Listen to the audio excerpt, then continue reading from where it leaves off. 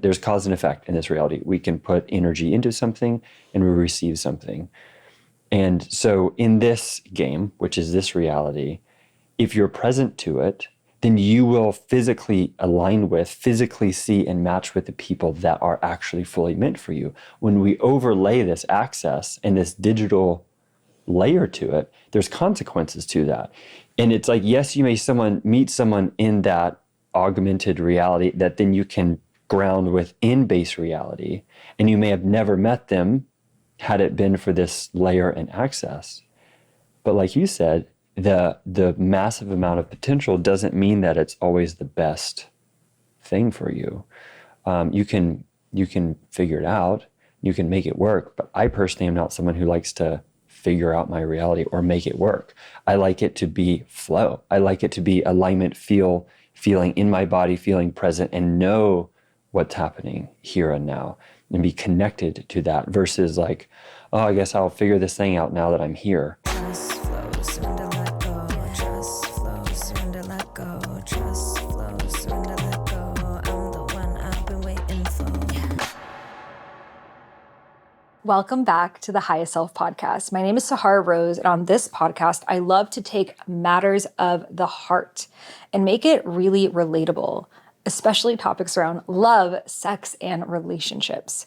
So in my own journey, my divorce was the biggest awakening of my entire life.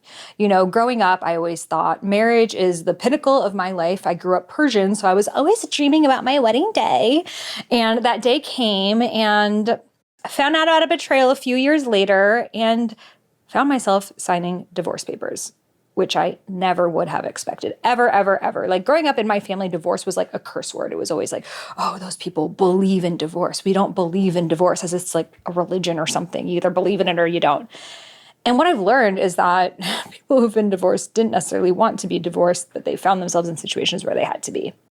So that brought me onto this journey of, for the first time in 7 years, in my 30s, being single. And I had no idea what it's like out here on these streets. And if you're single right now, I just want to say, I see you. Are you okay? It's been rough. But I will say the beauty of it is, for the first time, I've got to really sit with, what does relationship mean to me? What does marriage mean to me? Do I even want to be in another marriage? And why are relationships at large not working? We all know the stat, 50% of marriages end in divorce. But did you know in some states like California, where I live, 75% of them do?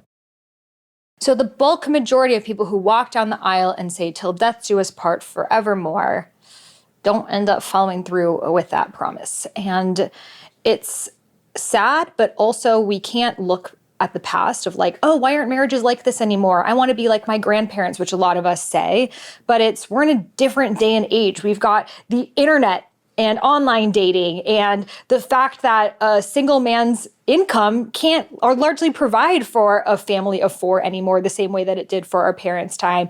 We have porn addiction, sex addiction, vape addictions, weed addictions. We have the feminist movement. We have people being more conscious than ever before. So before, is like your partner was kind of like your financial partner or business deal, and that's about it. And now we're like, oh, I want you to meet me emotionally, spiritually, financially, mentally, physically, soulfully, in all ways, at all times, as much as I change. And you got to change at the same pace at me in the same way, and support me on my dharmic journey, and also question me, and also this. And it's like, what we're looking for kind of sometimes feels like this impossible order.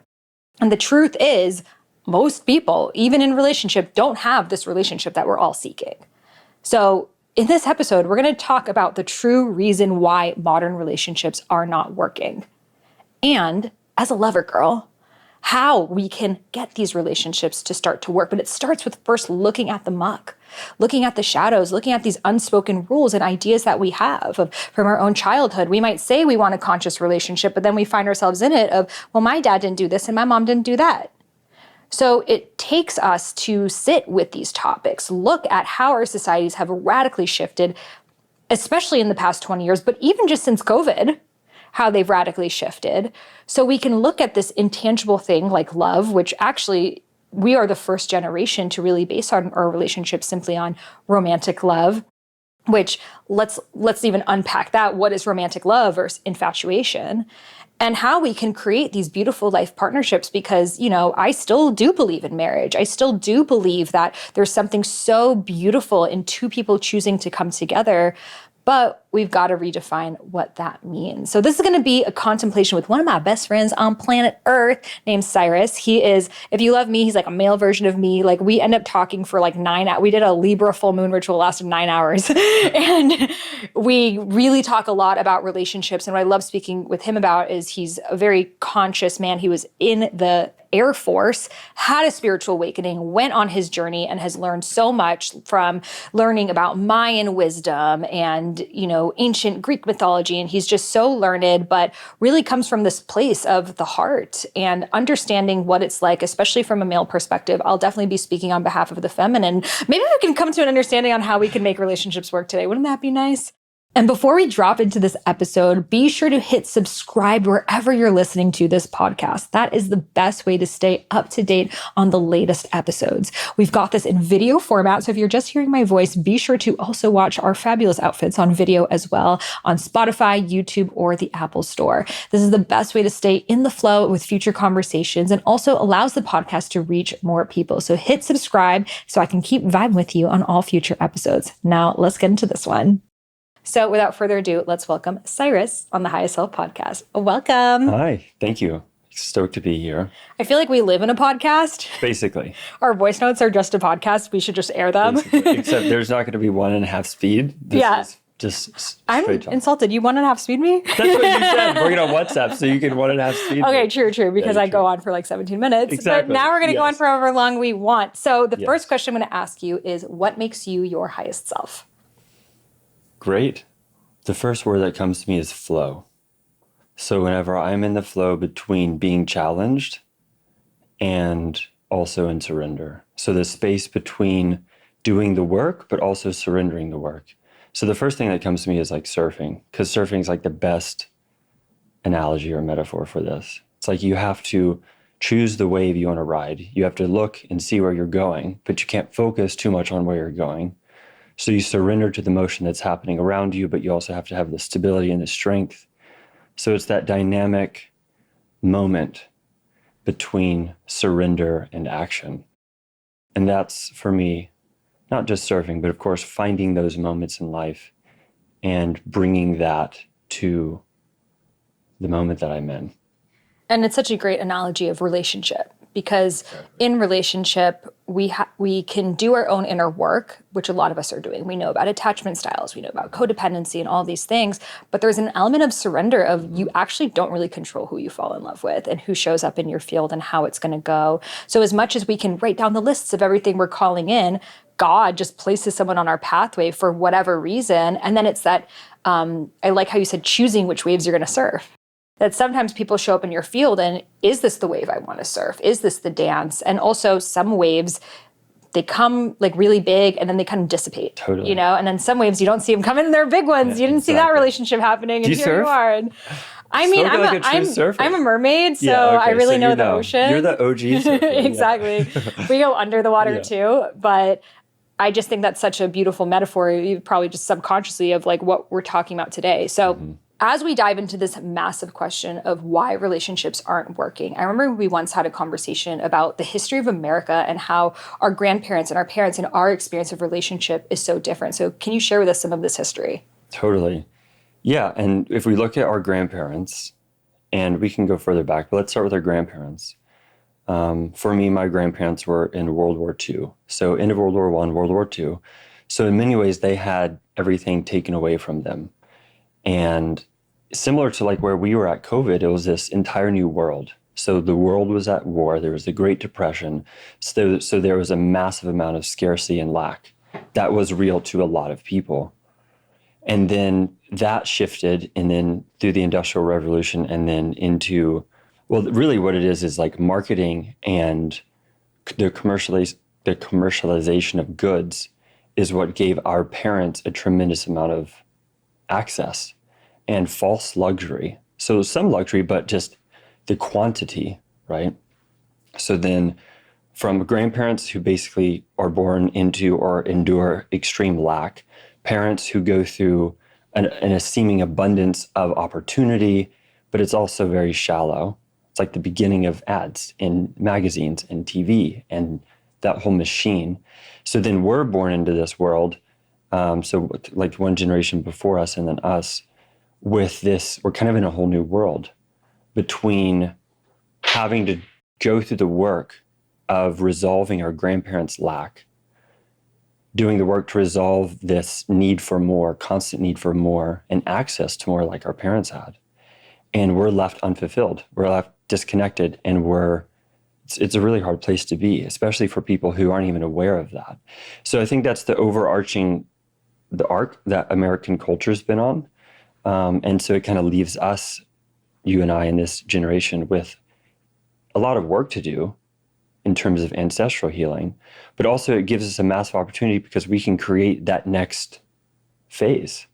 So we can get rid of the excess. We can get rid of all the fluff. We can get rid of all the, I'm just thinking of like KitchenAid ads that our mom would have of all the kitchen equipment, and then our dads, right? All the campers and the cars and all the options that they had. And that came because all of the businesses and corporations came online, right? And so then thinking back to like my grandfather, who would save strings from feed bags to make mops, and he would give these mops to people to clean their house from strings of feed bags. Like that's the level of like frugality. And there's a beauty to that, and there's a simplicity to that, but there's also this deep core of something's going to come and take away what we have. We have to fight tooth and nail to survive. So that's kind of where I feel like I've recognized that, seen that, to shift out of that and to see, okay, that's where we come from culturally. Where do we want to go? And who do we want to experience that with?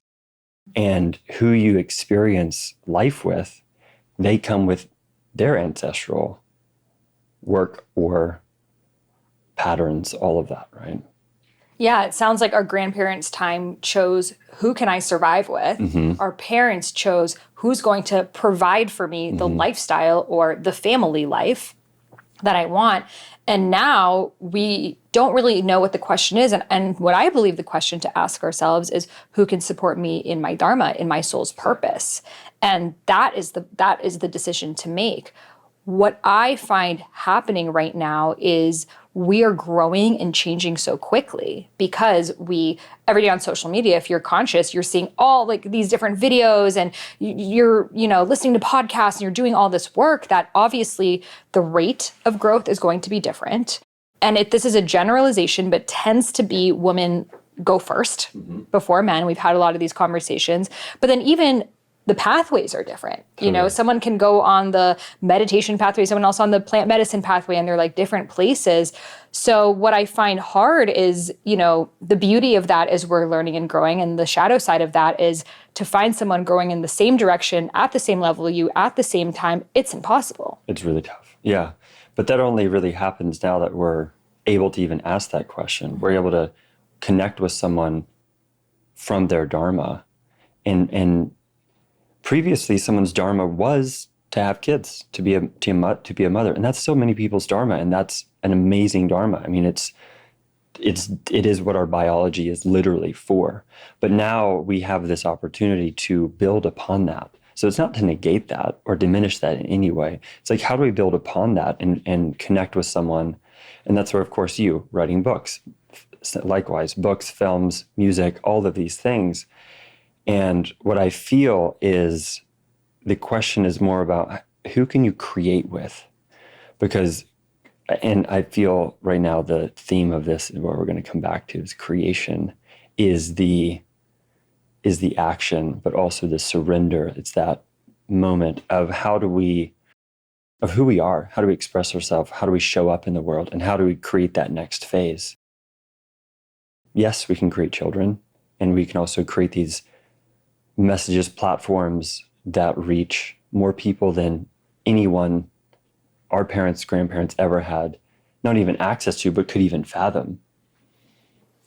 And what I find happening is a lot of people still aren't in that like creativity as a form of healing and growth pathway. So what happens is, let's say you meet someone, you have great chemistry with them, but the way that they chill at the end of a work day is they just like sit down and they watch TV. Exactly. You know, so this person's life is I work, I watch Netflix, and on the weekends I go to the bar and, you know, sometimes go to a concert, and that's life for me.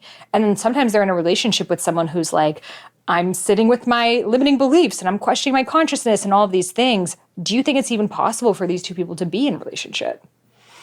Maybe.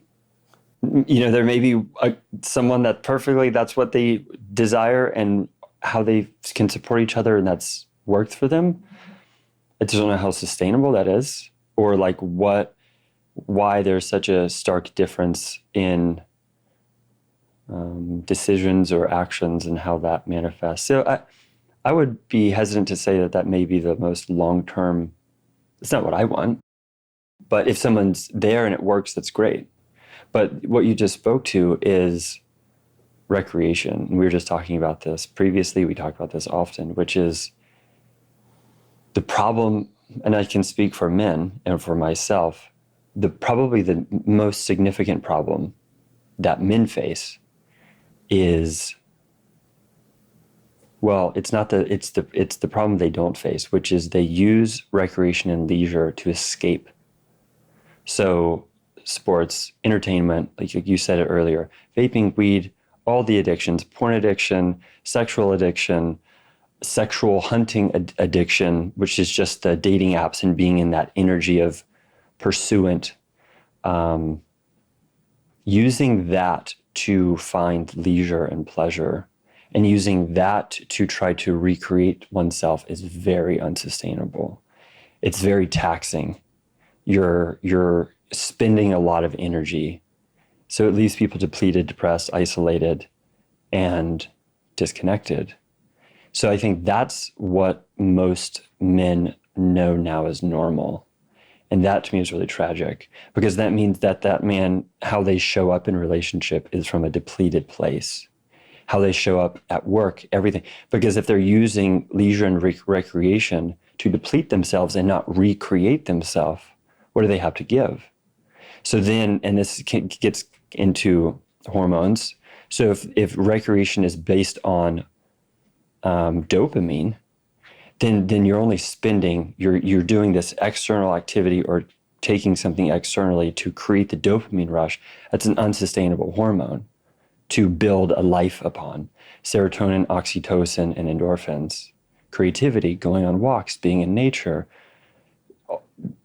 eating healthfully, lifestyle. If you build your life on those hormones, that's why when you experience something that raises your dopamine, that's great, but you don't seek it out. You don't depend on that. So I think that's the biggest problem men face, especially through porn, sports, entertainment.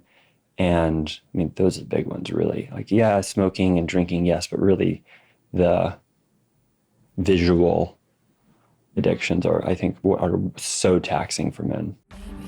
Have you recently gone through a heartbreak that rocked your world, and honestly, you're still maybe picking up the pieces? You've learned so much from this experience, but you also know there's so much more awaiting you. And probably you have an intuitive sense that this was meant to happen for you to become your highest self. Well, I've been there. At the end of 2022, I found out that my then husband had been cheating on me.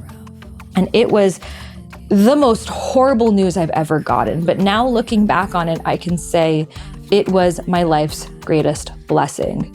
Because without that, I would have never left the marriage, where honestly, we were quite incompatible in many different ways. But it took me getting to that level for me to actually see what was not working in the relationship, and for me to set off and create this new life where I traveled the world for a year, started producing music, singing, rapping, dropped an album called My Body is an Altar that has hundreds of thousands of streams around Spotify, creating music videos, moving to LA, dressing in these really cute outfits, becoming my fullest expression, and most importantly, not having anything in my consciousness that I'm afraid of anymore. I have become truly liberated. And that is the gift of a heartbreak. So all my friends would come to me when they would go through their heartbreaks. I know a lot of people are in it right now. And this is why I've decided to create my ultimate heartbreak healing course. So it guides you step by step with the exact tools and realizations that I used on myself during my heartbreak that have allowed me to not just heal from it, but become this version of me that I am frankly obsessed with. So for 33 days, every single day, I will be guiding you through a practice. Journal prompt will be writing poetry, healing and transmuting so much, but most importantly, taking this as the opportunity for you to become the version of you that you've always felt it was too soon to be. So I'm so excited for you to get started. As soon as you join the course, you can get started on day one. I have seen insane transformations and I can't wait to see what awaits you on the other side. So head over to IamSaharaRose.com/heartbreak and use coupon code podcast for $50 off. Again, that's IamSahara, Sahara, rose.com/heartbreak and use coupon code podcast for $50 off. You can find that link in the show notes, and I'm super excited for you to meet the version of you that's on the other side. Guys, I'm gonna put you on some game right now. Okay, let's be real. Meal planning, grocery shopping, cooking, getting the right ingredients, and not having a bunch of leftovers. It is a huge hassle, and take it from someone who literally wrote a cookbook. I don't have time to do all of that. I really don't, because I'm here dropping bars on this podcast for y'all. So when I tried Hungry Root, and I've heard of these food delivery services before, but this one blew me out of the water. And let me tell you why. Okay, first of all, I took the most amazing quiz. Like, they really tried to get to know me. It was like this or that. Like, do you like short, easy, 4-ingredient recipes, or do you like ones that have a little bit more time? Like, are you into meat and seafood, or do you prefer more of a grain bowl? Like, I was like, this is like a personality quiz and food in one. It was amazing. And all the ingredients are super, super clean. But not only did they bring me the ingredients and the recipes to cook all of the meals, but all these delicious snacks and drinks and breakfasts that I would literally see at a grocery store, and some that I've never even heard of. Like, I got these really good keto sugar-free donuts with 1 gram of sugar that were so delicious, and I would have had to like buy that at the grocery store, and they delivered it right to me in my box. So I was super blown away. I even just did like an extra Instagram reel for them because I'm like, y'all, people need to know. So right now, I'm so excited they're working with me because I'm obsessed. Hungry Root is offering us, High Self Podcast listeners, 40% off your first delivery and free veggies for life. So just go to hungryroot.com/highestself to get your first delivery and your free veggies for life. That's hungryroot.com/highestself. And don't forget to use the link so they know where we sent you. You can find that over in the show notes. So trust your intuition, trust your inner wisdom, trust your inner guidance, close your eyes and listen. Yeah, here's what I see happening now as having been single for a year and a half, having experience of dating. This is like the overarching like theme. The men are not living their dharmas. Mm-hmm.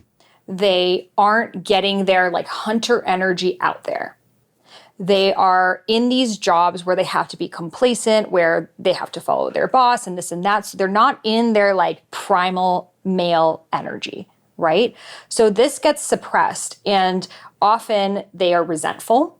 They are angry that women have risen and they haven't. And they long for those times where men were in control and looked up to, and it's no longer, and they are blaming the feminist movement for that.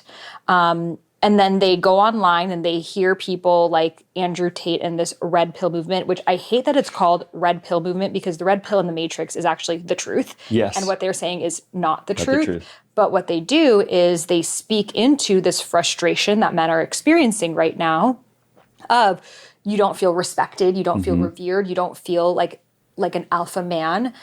And that's true. That's true how they feel. And it's true that men need to be primal and wild and have that. But then the solution is, the conquest is Ferraris and many women and money and these capitalistic things, which are never going to actually give you fulfillment. Like what men always had were rites of passage, vision quests, medicine ceremonies, men's circles, initiations, men to look up to. So because they're lacking that, they know they need to conquest something. So it's like conquest woman, conquest money, conquest this and that. The other thing is, because society has gotten so expensive with inflation and everything, like we were talking about how in our dad's time, like it was normal. Dad could provide for everyone in the family. It's like 12 raspberries by like a literally. He's like, yeah, I bought a house for $80,000, you know, and that was like nowadays normal. That's $330,000. Exactly. And if you live in somewhere like LA, even $1 million yeah. won't even get you a house, you know? And people's income is not rising to the level of what it takes to provide for a family and a household and all of these things. So then men are like, well, I don't have the means to be in a relationship, let alone even just dating. You know, you go out on dates, it's like you go out on dates, buy dinner, get drinks, that's a couple $100 right there. Yeah. To be actively doing that every week, multiple times a week, most men just can't afford that. And we also have to have compassion for them too. So then how the men feel is, well, let me not pursue. So that Let gets me bottled not, up. exactly. Let me make sure this doesn't become a relationship. So how am I going to do that? I'm going to take a really long time to text her.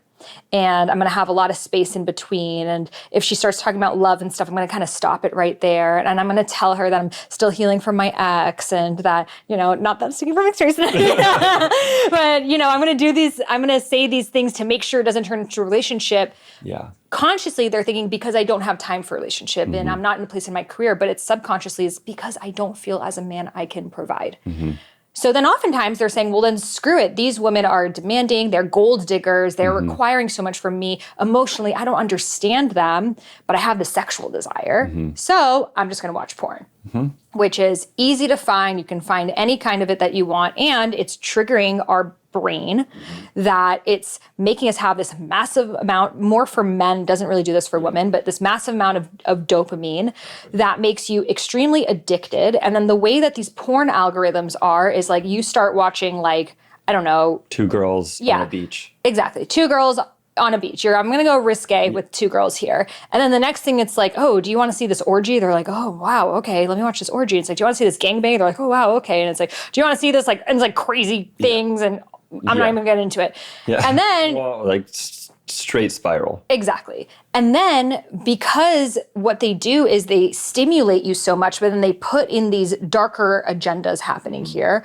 which I actually decided to, because I'm very interested in these topics. I was like, I'm curious on this Pornhub, which is the biggest website, not the greatest, the greatest website of pornography. And I've never, I'm not interested in porn at all, but I'm just like, so for me, I'm like anthropological of like, what's really happening here?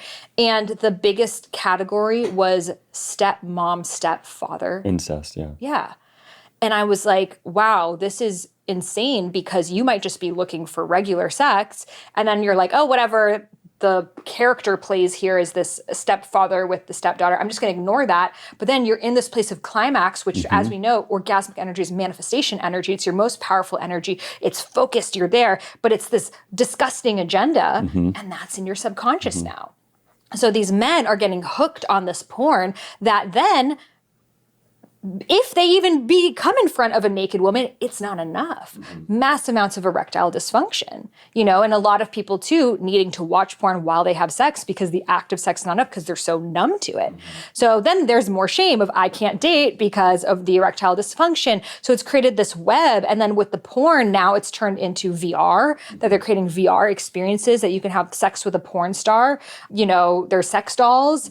Now there's AI girlfriends. So you can even code a girlfriend to say what you want. So it's like between my AI, my VR, and my sex doll, I don't have to buy her dinner. Yeah. I'm just going to stay in that. But the thing is, as a human, that will never be enough because you're not being touched. You're not being loved. And it's a fallacy to think that, oh, men just want heartless sex. They don't. No. Men are extremely emotional. You know, some studies say that men actually feel love even to a greater capacity than women. But because they feel it so much, they're scared of it, you know? So then on the other end, as women, we're like, where are the men pursuing us? They're not asking me out. They just want situationships. They don't even come up to me anymore. Like I was telling you at the gym, I was like, I don't have guys come up to me also because of AirPods. Yeah. That it's like, I'm on an AirPod, they're on an AirPod. So it's like, as a guy, I can imagine that's extremely nerve-wracking. Some girl might be listening to a podcast. She might be listening to this right now. He's not going to be like, hey, pretty lady. Yeah. Take off those AirPods. I'm going to ask you out on a dinner that I can't even afford. Like, you know, So that's happening on top of that. Then the women are like, where are the men? Where are the conscious, empowered men?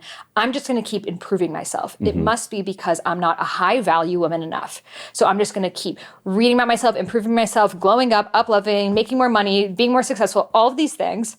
Now the bar is higher, where there are very few men who can let alone meet you, let alone surpass you.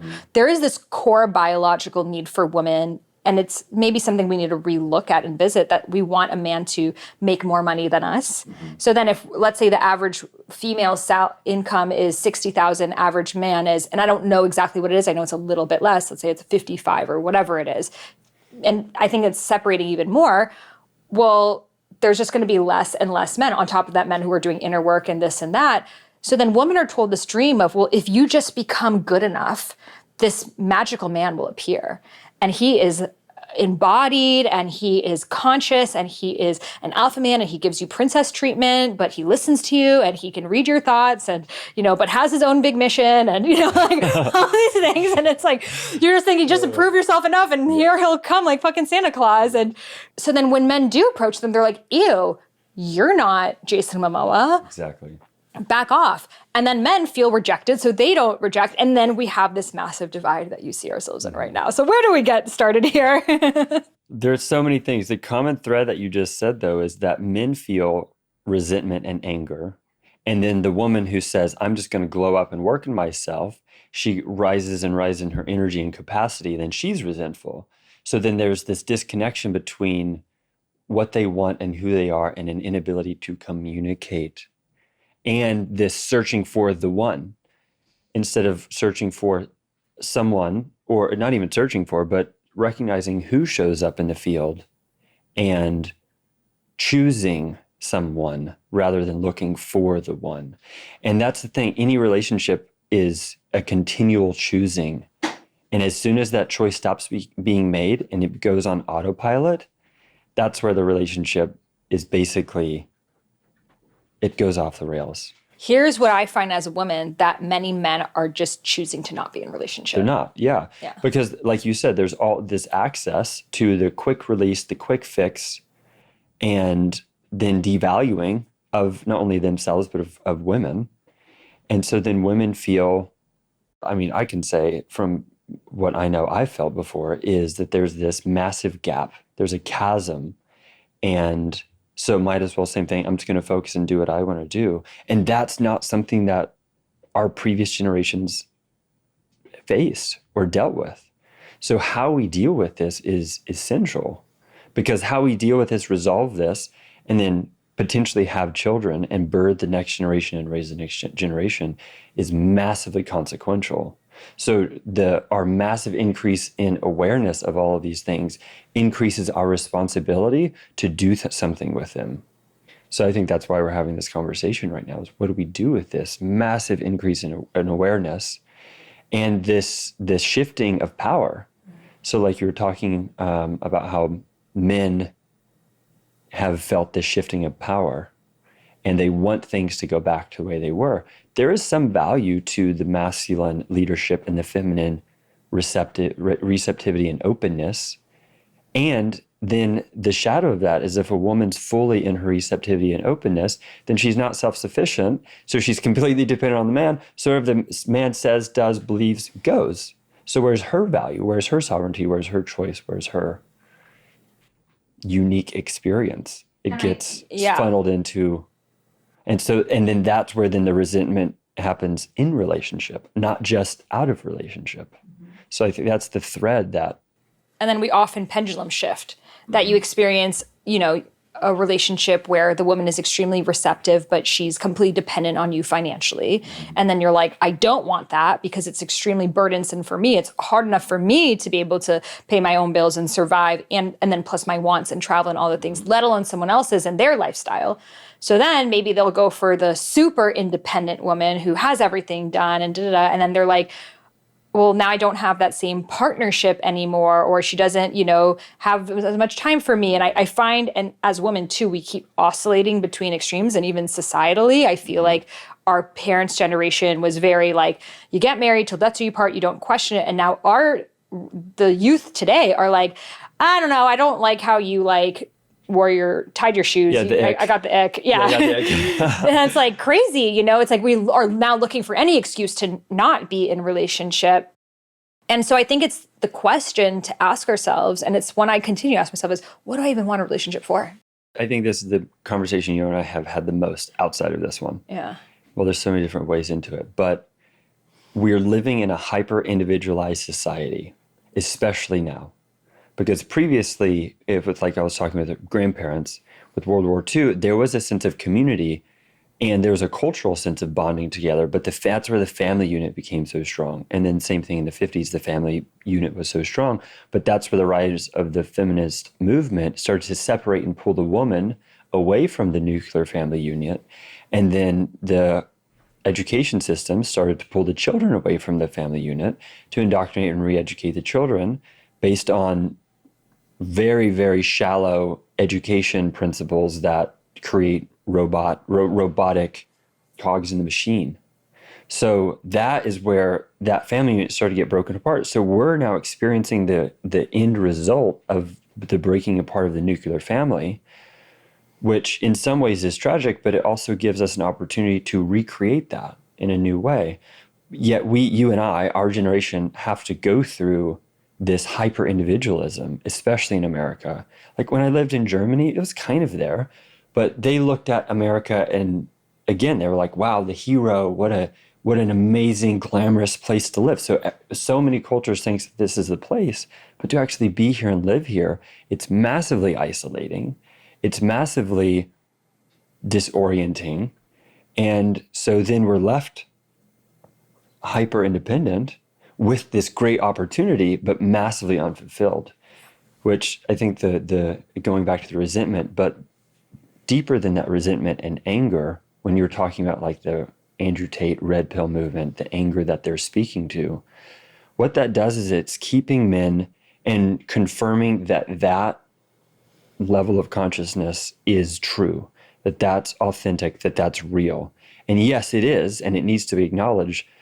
However, what transitions us out of lower emotions and into higher emotions is courage. So it takes the courage to say, I'm going to do it differently. I'm going to leave this relationship. I'm going to leave operating with my family in a way that keeps me safe in their eyes, that keeps me good in their eyes, that keeps me loved. Because we don't want to do something that's going to then potentially mean love is withheld. So we stay in these lower emotions of fear, grief, apathy, which is doing nothing, and hatred is actually the same emotion. So we get stuck there, but courage, and I think most people listening to this podcast have made that shift into courage, but we still feel these lower emotions circling and swirling all around us culturally and in our relationships, and that's why we're doing the work.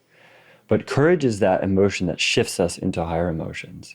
That's where then we can access surrender, acceptance, joy, peace, love, unconditional love, and then enlightenment. And enlightenment is, for me, it's not something that I'm striving to live all the time, but it's being able to feel that fully when it does come, feeling the joy fully when it does come, knowing that I'm going to strive for unconditional love, but I have massive amounts of conditions with myself, how I treat myself, that limit how unconditionally I can love someone else. So that to me is where the propaganda and the attention some people gain and the influence some people gain by speaking to these lower emotions of anger and fear and hatred. Politics, obviously, right? That's hatred and fear, separation. It creates a ginormous amount of energy and attention. And however, once that shift is made into courage, that's where we start living. Mm-hmm. And my goal is being in resonance with a relationship, a friendship with my family, that I don't compare where they are to where I am. However, there's this, it's being able to see the unconditional love when it's there, being able to see the joy and feel it fully and experience it fully when it's there, but not hold people to this standard or expectation of where they should be. And that's kind of where we get into the paradox and the nuance of what you're willing to, the boundaries of what you're willing to tolerate in a relationship, and also being open to them being an independent, unique person on their own journey. But yeah, there's so many threads there in terms of the resentment, the anger, the lower emotions, and why men, especially men, go to think, extreme visual outlets or external inputs to essentially not even allow themselves to shift into those higher emotions. So it's just a lack of courage. Yep. And I think it's courage to say the hard thing when you're in the relationship that may make the relationship dissolve. Yeah. I think most of us, when we're in relationship, we're like, oh my God, I'm in this relationship. I'm scared of what my life will be without this companionship because our societies are so isolating that your relationship is like your entire island, you know, whereas before you had friends, you had family, you had people in your tribe, you had, you know, different recreational outlets. But for most people have 3 friends. That's the actual average, you know, including their partners often. And also 50% of people they found don't even feel comfortable telling their partners their dreams. Wow. Like physically when they wake up in the Like morning? their big dream. Probably 50% both, of people, actually. Yeah, and probably that too. So when you do find partnership, it's like, okay, if I lose you, I lose everything. The person I talk to, the person I sleep with, the person I make decisions with, the person that helps me when I need to open up packages, or if I have to go to my parents' house and deal with something, you're everything. So I can't. So the courage to say that uncomfortable thing, which may dissolve the relationship or it may make the relationship up level, you know, like I remember when I was in my marriage, you know, I'm in the spiritual community, everyone talked about ayahuasca. And I had this fear of, I'm scared if I sit with ayahuasca, it will tell me to not be in this relationship, and I can't have that. So there was a part of me subconsciously that knew that if I really, really listened to the voice of truth, it would tell me to not be in this relationship. And I can't because, you know, I need to be in this relationship. I don't know who I am without it. The religion of we don't divorce. Exactly. So, you know, and I do think that's what's so beautiful about spiritual practices, whether it's ceremony or just like sitting in honesty. And like, there is a tantric practice of saying the uncomfortable truth. And it just like saying that thing that's like, it's like an ouch, but it's also a turn on when you're able to just be so transparent with someone and be received. And if it's not meant to be in your highest truth, it's not meant to be. So there's the courage to say that thing in relationship. There's the courage to be single. You know, the courage of waiting and not like jumping ship, which I think a lot of single people reach a point that they're just like, oh my God, it's never going to happen. Let me just settle for this thing. And what I have found in my journey is like, once you've reached a certain point of consciousness, you can't. You can't. You can try to convince yourself to. And you can something try. will happen. Yeah. You know? You can try and you can, and yeah, but yeah, it's. You've seen me. I've tried. And it's just like, it can't work. But you learn so much because you also have a massive amount of personal integrity. Yes. Where you know that there's not anything someone else has that you need. Yeah. That's the I think the shift is there's other things that people have that you want to experience, you want to feel, you want to enjoy with them. And that's friendship, partnership, and that's that physical, mental, right? However, me knowing you as a friend now, you don't have that sense that someone has something that you need. Yes. That's the key. Yes. And I think that that's why I'm so proud of myself for not going straight into another relationship, because that's what most of us do. You know, you leave a relationship, you're in that place of a void where you're so used to being in partnership. You're so used to like waking up next to someone, having someone for all these things that it literally feels like your right arm was chopped off. And then you're like, shit, I can't even focus on anything else until I find a replacement arm. So could it be you, or you? Often we just recreate that same person in another dynamic instead of sitting in our solitude, sitting in our singledom, noticing all of these thoughts and limiting beliefs that are coming up and healing those. And then the quality of relationship will just be so much higher. And I've just noticed in myself of like, throughout this year and a half of like anyone I'm attracted to is such a reflection of me and my consciousness. And I always learn something, you know, and I'm like, oh, I see why. And then the quality of person keeps getting better and closer. And then you're realizing you're like, okay, maybe this person met me really like, I don't know, we shared a love for music and dance and things like that, but there wasn't this like dharmic connection or this, and you keep getting closer. The paradox of that is you could also be waiting forever for someone to check all the boxes, and that doesn't happen as well. You know, and I think that our generation in general, the people who are single have these impossible standards, and then the people who are in a relationship almost have no standards. Yeah. You said something, which is when you get out of a relationship, most people get straight into another relationship. And so when you're, let's say you're 2, 3, 4 years into a relationship, the universe is witnessing you in a certain energy. So whenever you remove that energy, there's a massive amount of energy in how you manifest and how you see the world, where the universe is going to give you that either that exact person or the exact opposite or some form of karmic reflection immediately.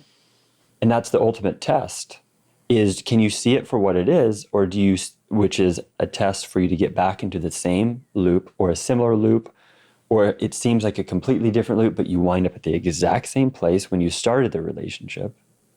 So that's the key. That's why the space in between relationships allows your nervous system to reset, allows your reticular activating system, and which is how you look and perceive the world and what do you notice.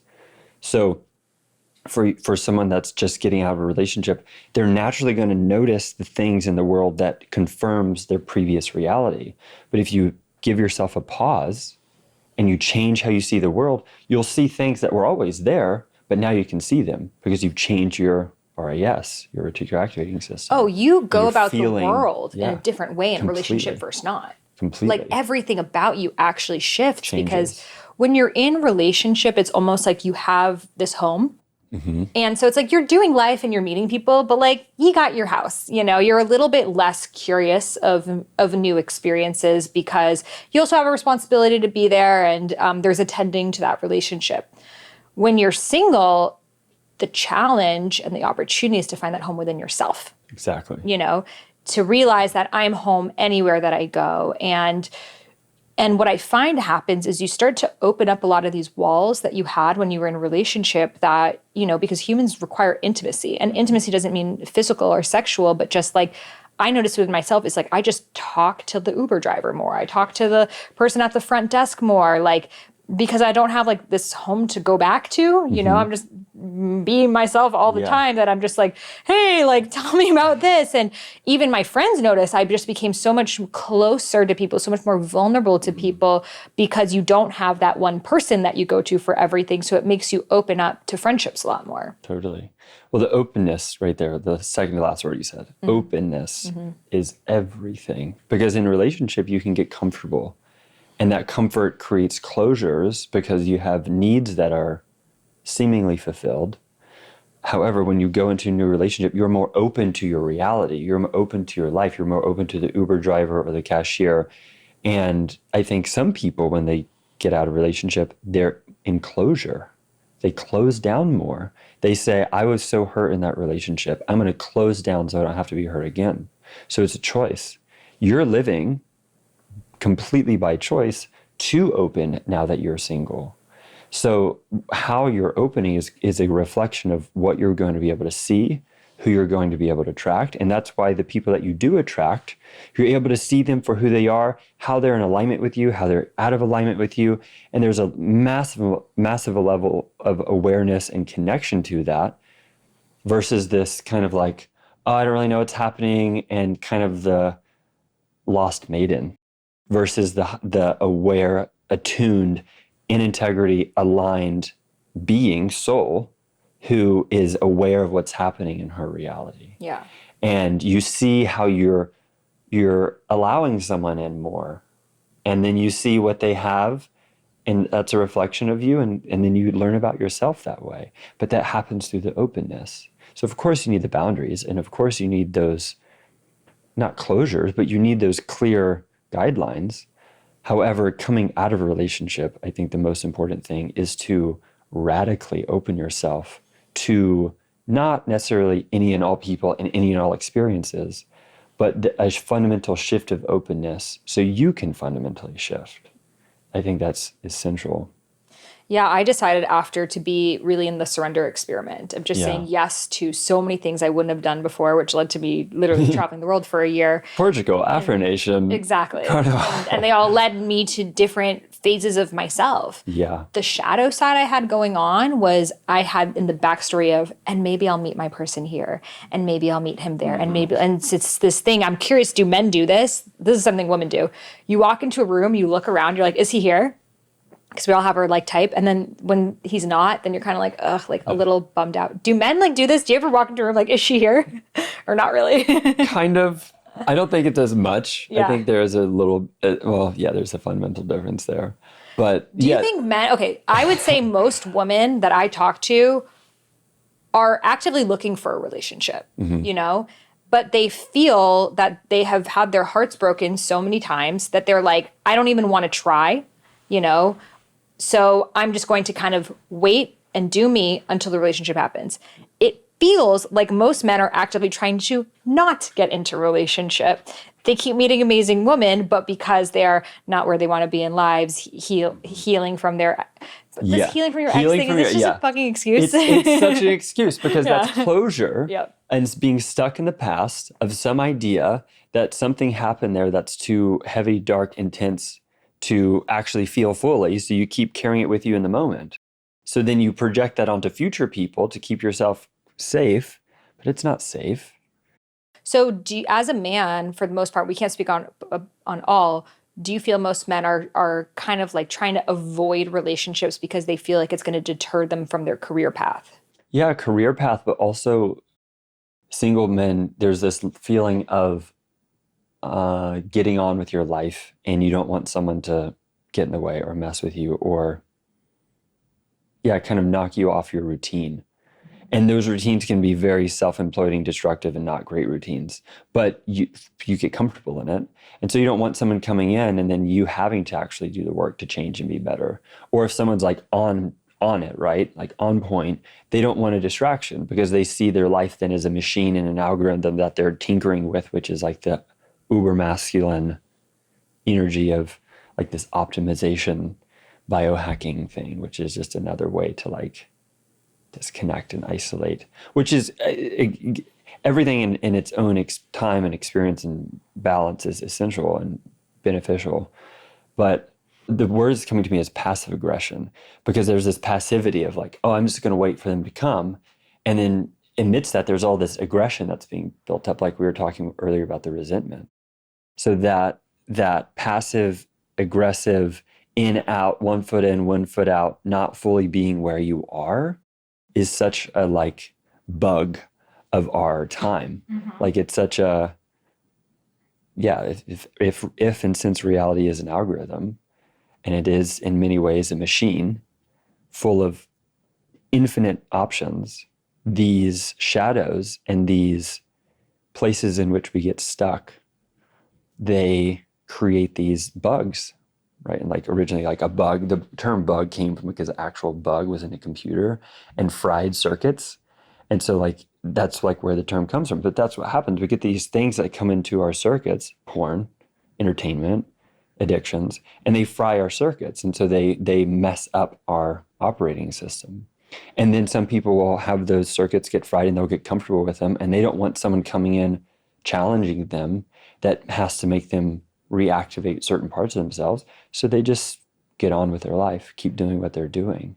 And there's this fallacy that most men, I think, subconsciously have of a woman is going to deter me from my purpose, deter me from my abundance in my career, when not always, but often she enhances that because she is your reflecting, partner to talk about these things which most men lack, gives you a sense of providing for something that's beyond you, just a partner to go through life with. But I think maybe men have been in codependent relationships with women who have given all of their emotional well-being to the power of these men. So then they think all women are like that. Yeah. So they're like, women are going to hold me back. And then, so I see even a lot of like really powerful and even conscious men still choosing to be with like disempowered women who they feel is not going to require as much from them, so they can focus on their purpose rather than being someone who's an energetic equal to them,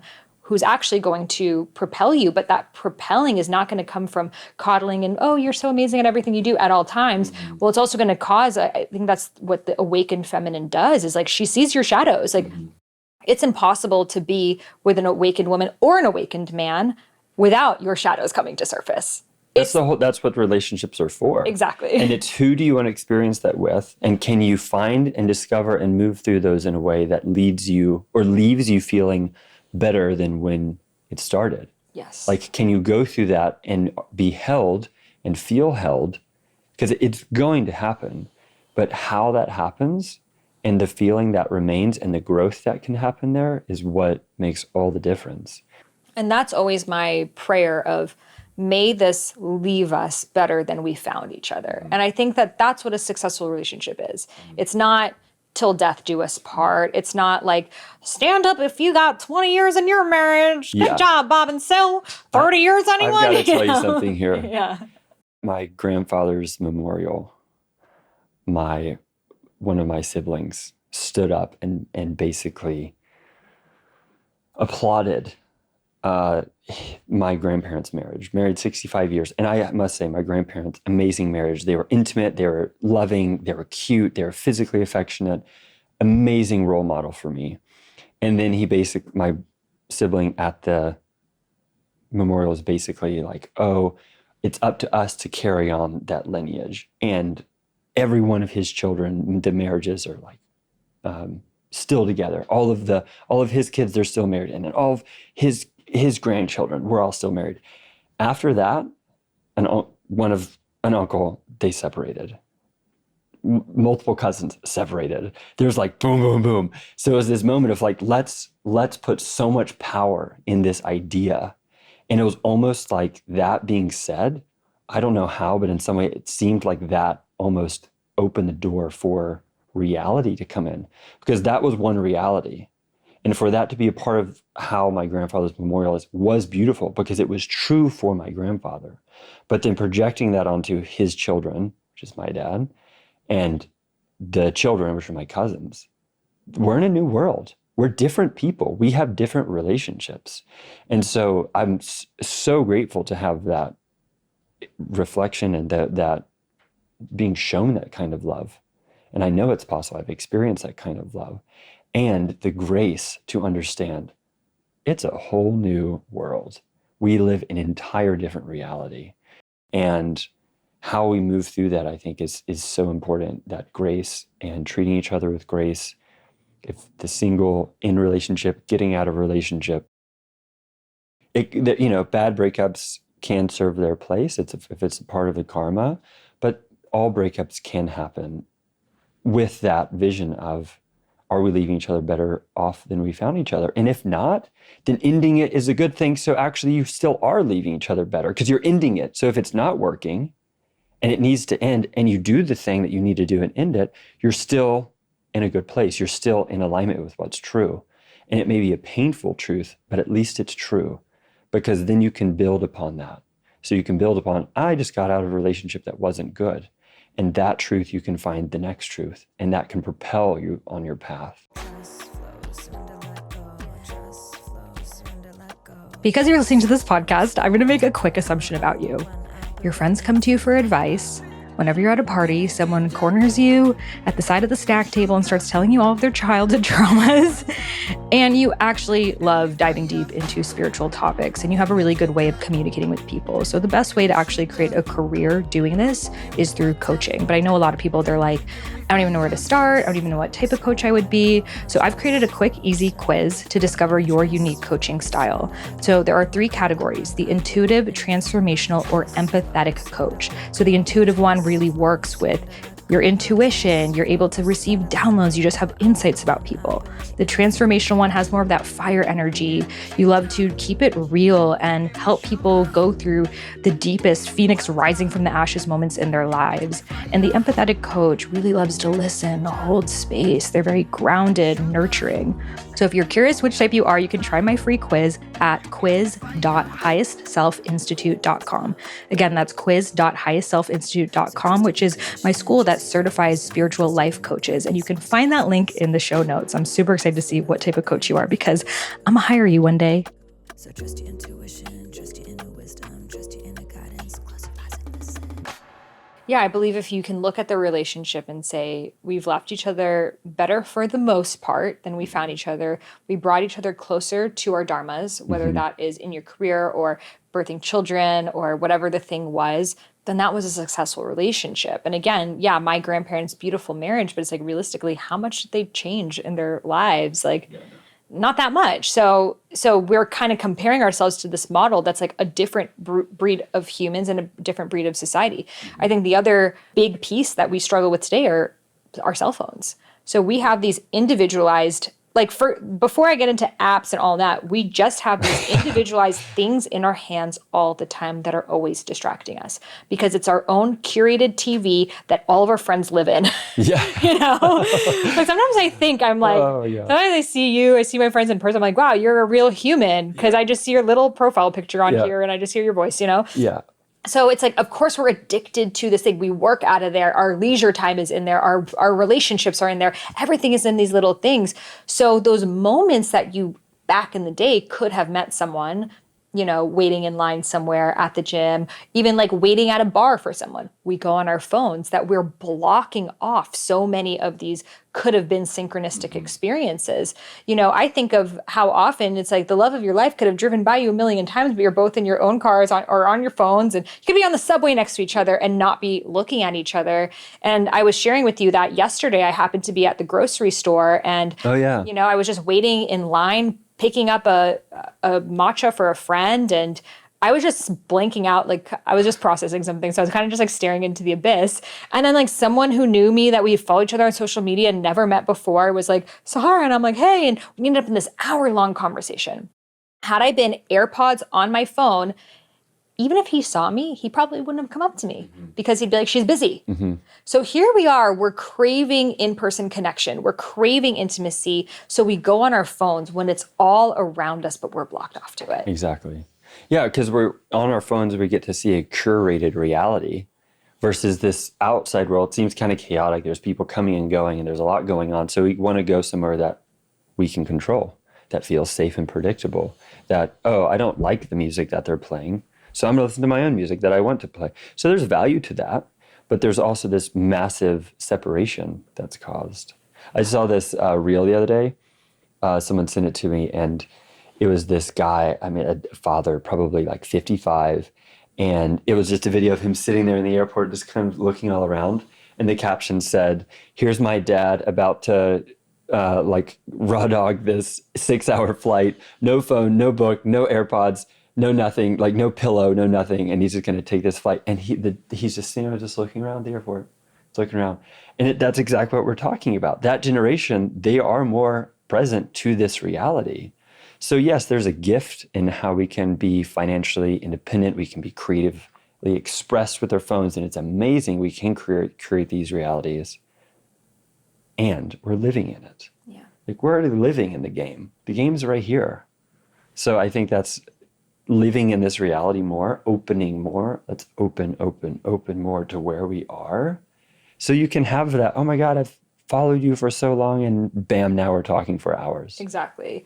And I think we're so afraid of boredom. Yeah. So the reason why no one sits on their airplane, which by the way, when we came back from Costa Rica, remember I didn't have a phone. Oh, yeah. Yeah, because my phone died in the waterfall, which these iPhones are supposed to be waterproof, and you're not. It was an iPhone 14. I almost want to take blame for that because I was like, get a video of me jumping in. And then I was like, for sure. I was underwater with it, this and that. And then it starts bugging out. And then by Saturday, I had no phone. So the last 2 days of Costa Rica, I was just raw dogging it. Random taxi driver. Yeah. And then I was like, how am I going to get back to America with no phone? And I was like, you know what? I'll take a taxi. I'll check in. I have a passport. Once I got to the airport, I luckily had my laptop. I was able to call an Uber, but I had to sit on that plane super freaking sick, no music, no nothing, just sit there. And it was such a great, like, and I was in such stomach pain too, but like sitting with the thing rather than escaping. Did I meet the love of my life? Unfortunately not. But I was able to like really sit in this meditative process that I feel so many of us are afraid of. We're afraid of boredom, but we have to, it's like, think about it for us. It's like, am I more likely to have a conversation with someone who's has AirPods on and is looking down versus someone who is sitting, even just the act of looking up? You know, my friend gave me the strategy. She says when she goes out, she takes a lap. So she walks around the restaurant or the bar or the club or whatever, and pretends she's looking for someone. Okay. So then instead of looking down, she's looking up, and she says she always has people approach her because it's just, imagine if for 2 minutes you did that and you have someone approach you. Imagine if we lived our lives this way. Yeah, because you're open, you're available. Yeah. And that's where you're then available to be tested by energies that you don't want in your field, but that builds your resilience and your clarity with what you do and don't want. It builds your ability to communicate to the person that you don't feel resonance with, versus avoiding that and not building those skills and having that confidence, not having the courage to be able to decide what you do and don't want. Because if you're just closed down, then you're not tested, but then you're also not open to what could be. And the way the universe responds is like that person coming up to you, there is some sort of shared resonance there. Yeah. You know? No, I can't say every single person that comes up to you, but there's all, there are these, Hey, shouting what up. Exactly, which have been interesting. But it tends to be, there is a vibrational alignment. The thing is, we're so obsessed with they have to look a certain way because of the dating apps. And beyond that, I feel we're in an Amazon culture. I want it my way, the color that I want, shipped overnight. No, same day delivery. Same day, actually. And bring it to me right now at the lowest cost possible. Yeah. And so we're to my door, and don't knock and don't bother me. Do all the work. Exactly. For me. Don't exist. In fact, bring one of those little machines so I don't have to like have a little conversation. That's the level that we're at. I want my Uber Eats, put the priority shipping so it comes even, it's like we're so used to having it our way, our time, our whatever. So we think that a relationship is that way. These dating apps make it seem like, oh, what height would you like? What ethnicity? I'm surprised they don't even have income things. I'm actually surprised that they haven't done that yet, But there are certain apps that are supposed to be for higher income or whatever. But so, and then all we're doing is we're just looking at their pictures. Yeah. That's it. You're not feeling their energy and nothing to it. So it's literally just, are you my type and are you good looking enough for me? Then it's extremely unnatural because you're face to face with this person. You think I'm hot. I think you're hot. Now we're supposed to talk. Yeah. Women are like, I want him to approach me first. Men are like, a lot of the girls on here are catfish or they're these OnlyFans bots. They're not even real girls. So I'm going to wait for her to message me first. Yeah. So a lot of them don't even end up talking, Especially on these apps like Raya, no one talks. Then let's say they do talk. I would say 90% of the conversations fizzle out. Hey, what are you up to this week? Oh, I'm just working. How about you? Oh, I'm just doing this. You feel nothing. Well, it's all built on dopamine because when you're looking and searching, you see someone that triggers your reticular activating system of what you think you want and need and will feel safe with and a lot more alive with. Dopamine, swipe. Right? Or reticular activating system, nope, swipe. So that triggers these, again, hormones. Yeah, it's like gambling. Yeah, it's like gambling. Yeah. So, but then it's not built on if you're sitting in an airport, again, and someone walks by and you see them walk by and they're sitting to your left and you're like, oh, okay, notice them. Mm-hmm. And then they notice you noticing them. And then it happens to be that sitting on the plane, you're one row apart. And there's complete empty row in front of you. And so you have the ability to see all those details, put it together and shift your seat and say, and make that contact. And those things are actually creating the turn on serotonin. It's the hormones that are present are completely different. Of course there's a dopamine, but it's not strictly dopamine. You're not looking at your phone, have a spike, attraction, not attraction, right? And this is where I think a lot of people will be really frustrated because they'll just keep seeing the same thing that they don't want to see. So they build frustration versus waiting for that moment of alignment. And again, I've met someone that I dated and had a semi-successful relationship with that did not work, but we met on an app. And I was shocked. I was completely shocked. This is quite a few years ago. So yeah, I know by experience you can meet amazing partners on there. And yeah, so there's nothing to diminish that. But there is something to the rawness, the realness of being able to feel in your body, how do I feel next to this person, physically present in your body. And yes, you can feel through the app and you can tap into the quantum field and you can feel them beyond that experience. And yes, but not everyone has that attunement or skill. I'm Reiki connecting. Yes, exactly. The thing is, it's like, even as intuitive as I am, it's like sometimes the person presents themselves on an app a totally different way than how they are because we're all marketing. Well, then you're just not Reikiing enough. I know. I'm tapping a little more. No, I've deleted all the apps. I'm done permanently. Yeah. Goodbye. But what I noticed with the apps, because I was on the apps for like a year and I had not had one successful thing come out of there. And anyone that I even dated, I met them in person. And I Yeah. was like, why? Because easy come, easy go. There's something around, like, we just met on an app that I feel, at least in my experience, has made the man not really value the relationship that much. Because think about it, he's on that app all the time, you know? Yeah. He's not just talking to you, and That's he's not Amazon. just dating you. Exactly. And there's no shared interest necessarily, or community that's like keeping you together, that you're going to see. You might have an interest, but it's like, and it's often like they live on one side of the town, you live on another side of town. So there's a lot of commitment to come see each other. And then there may be something that shows up. So I find a lot of these interactions end up with, well, first of all, 30% of online dating interactions end up with ghosting. So straight up, someone just not responding, like fawning, like, or freeze response, which is so harmful for you. Like, at first, when I got on these apps, when I was first single, I was like, oh, wow, I'm talking to someone. This is so exciting. Like, in my mind, of course we're going to meet. We're talking. Yeah. And then I remember the first time I got unmatched in the middle of the conversation, I was like, I was devastated for like 3 days. I was like, why did they unmatch me? Oh my God, I see it so yeah. good. Like little lover girl. Like, Yeah, I was like, what? I was like thinking, like, did I say something? what did I do? Yeah, first question. What did I do? It must be me. Yeah. Yeah, it was some like male nurse, which like I probably would have never dated in real life. But I was just like, no shade. It's just not my thing. Yeah. But I don't know, like who knows? Like, but when that kept happening of like, and it wouldn't necessarily be ghosting, but like you would talk and it would fizzle out, or it would even get to a point that you text, but then they never make a plan, or, you know, you get on a FaceTime. It's like, this happens so many times that you can't even be a lover girl. Because then you get your hopes up and down, up, down, up, down. Then eventually I had to be like, I can't start feeling feelings for someone I've never met, you know? Now, like, honestly, the dating advice that I've received that I still can't practice because I'm too much of a lover girl still is don't even have feelings for them until the third date. Oh, wow. Because here's the thing. Women start with men at 100 and men start with women at 0. Yeah. So woman biologically meet a man or even see a guy on a dating app and we put him at 100. I found him. The one. He's it. Yeah. He is exactly what I've been looking for. And this is what our life is going to look like together. And oh my God, he's going to come with me to Coachella and, you know, our friends and our children. And, you know, we're going into the full fantasy, right? So we started as, this is going to work out. Your biggest crush, you know, they say a crush is just a lack of information. So there's nothing like that crush before you actually get to know them. And then the information comes and you get crushed. So then you start him at 100, you start to get to know him and you're like, oh, he's not perfect. Oh, his communication's really bad. Oh, he's not really acknowledging me. Oh, he's not really meeting me. And then it starts to go down.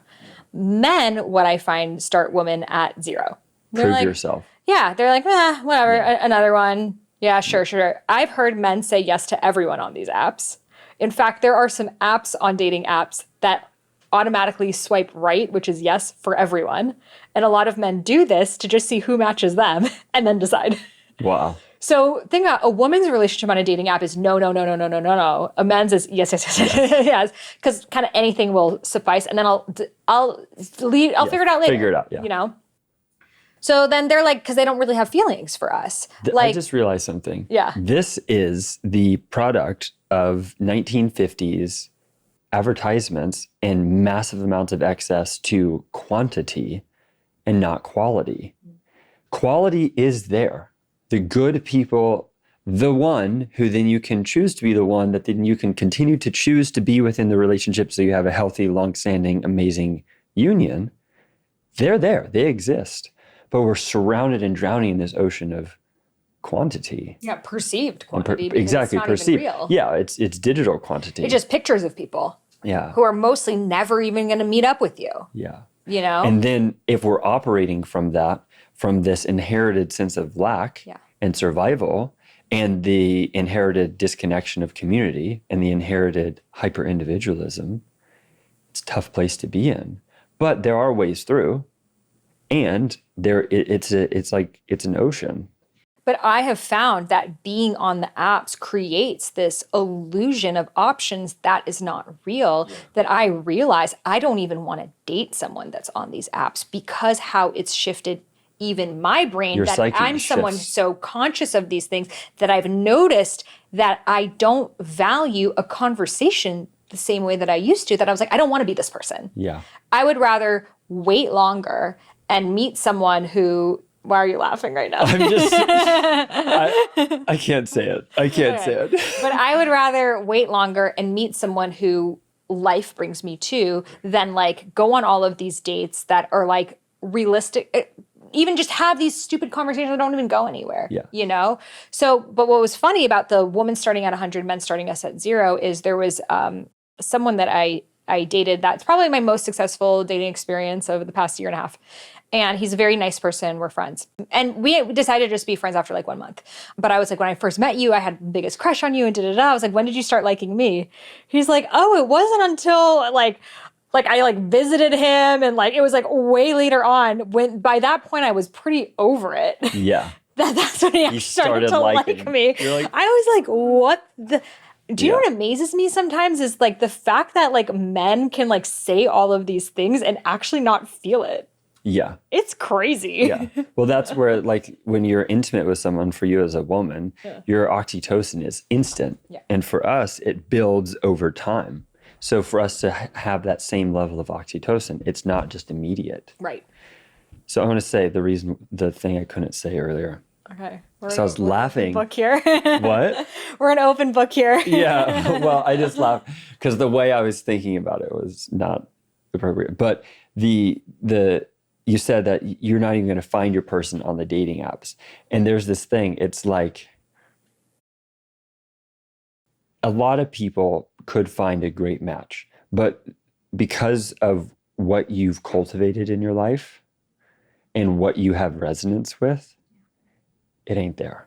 Well, when I was 24 years old, I met someone on an app and we ended up getting married, you know? Yeah. And that's someone I met on an app. And I was very grateful for the app that it brought us together because I was like, wow, if it wasn't for this app, I would have never met him. Totally. Until I had the realization of, if it wasn't for this app, I would have never met him. Exactly. Which says everything right there. Because we were not in the same world, the same circles, the same anything. And that was the struggle in the relationship.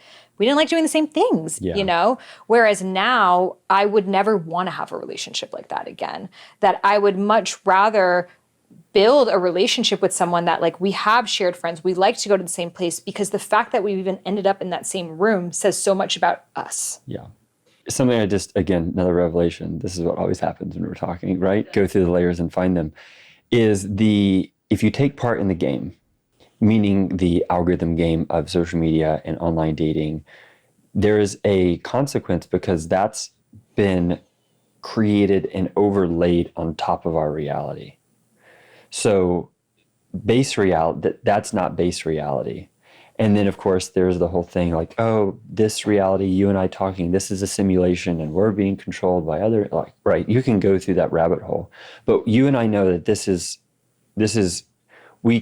cause and effect in this reality. We can put energy into something and we receive something.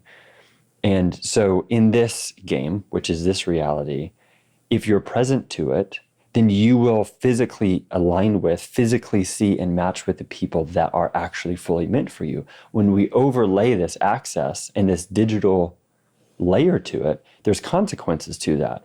And it's like, yes, you may meet someone in that augmented reality that then you can ground within base reality. And you may have never met them had it been for this layer and access. But like you said, the massive amount of potential doesn't mean that it's always the best thing for you. You can figure it out, you can make it work, but I personally am not someone who likes to figure out my reality or make it work. I like it to be flow. I like it to be alignment, feeling in my body, feeling present and know what's happening here and now and be connected to that versus like, oh, I guess I'll figure this thing out now that I'm here. But that's where that shift in your choice to get off the apps and ground yourself in this reality, see who you're open to, and then going through the necessary grief that may happen longer than you think.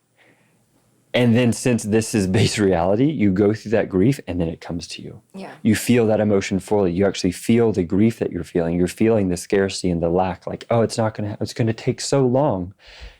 And then once you feel that, it can come to you because you just made space for it. Versus always being in the video game, always being on the dating apps, always going around in that realm and suffering the consequences. Yeah, it's such a shift in consciousness. A couple single girlfriends of mine were like, yeah, these dating apps aren't working. Let's go to like Nobu, Malibu and do a little Sunday lunch there and like we'll meet someone. Like, so we're going in, we're dressed cute and we look around the restaurant and, you know, everyone's just like sitting at their table. No one's really talking and our types aren't there. And it was so interesting. My friend instantly just gets on Hinge.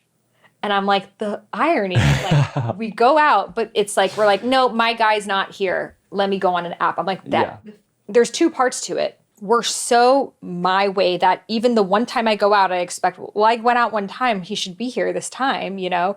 That's not how it works. Think about our parents and just that generation, how many places they went for years until they found that person.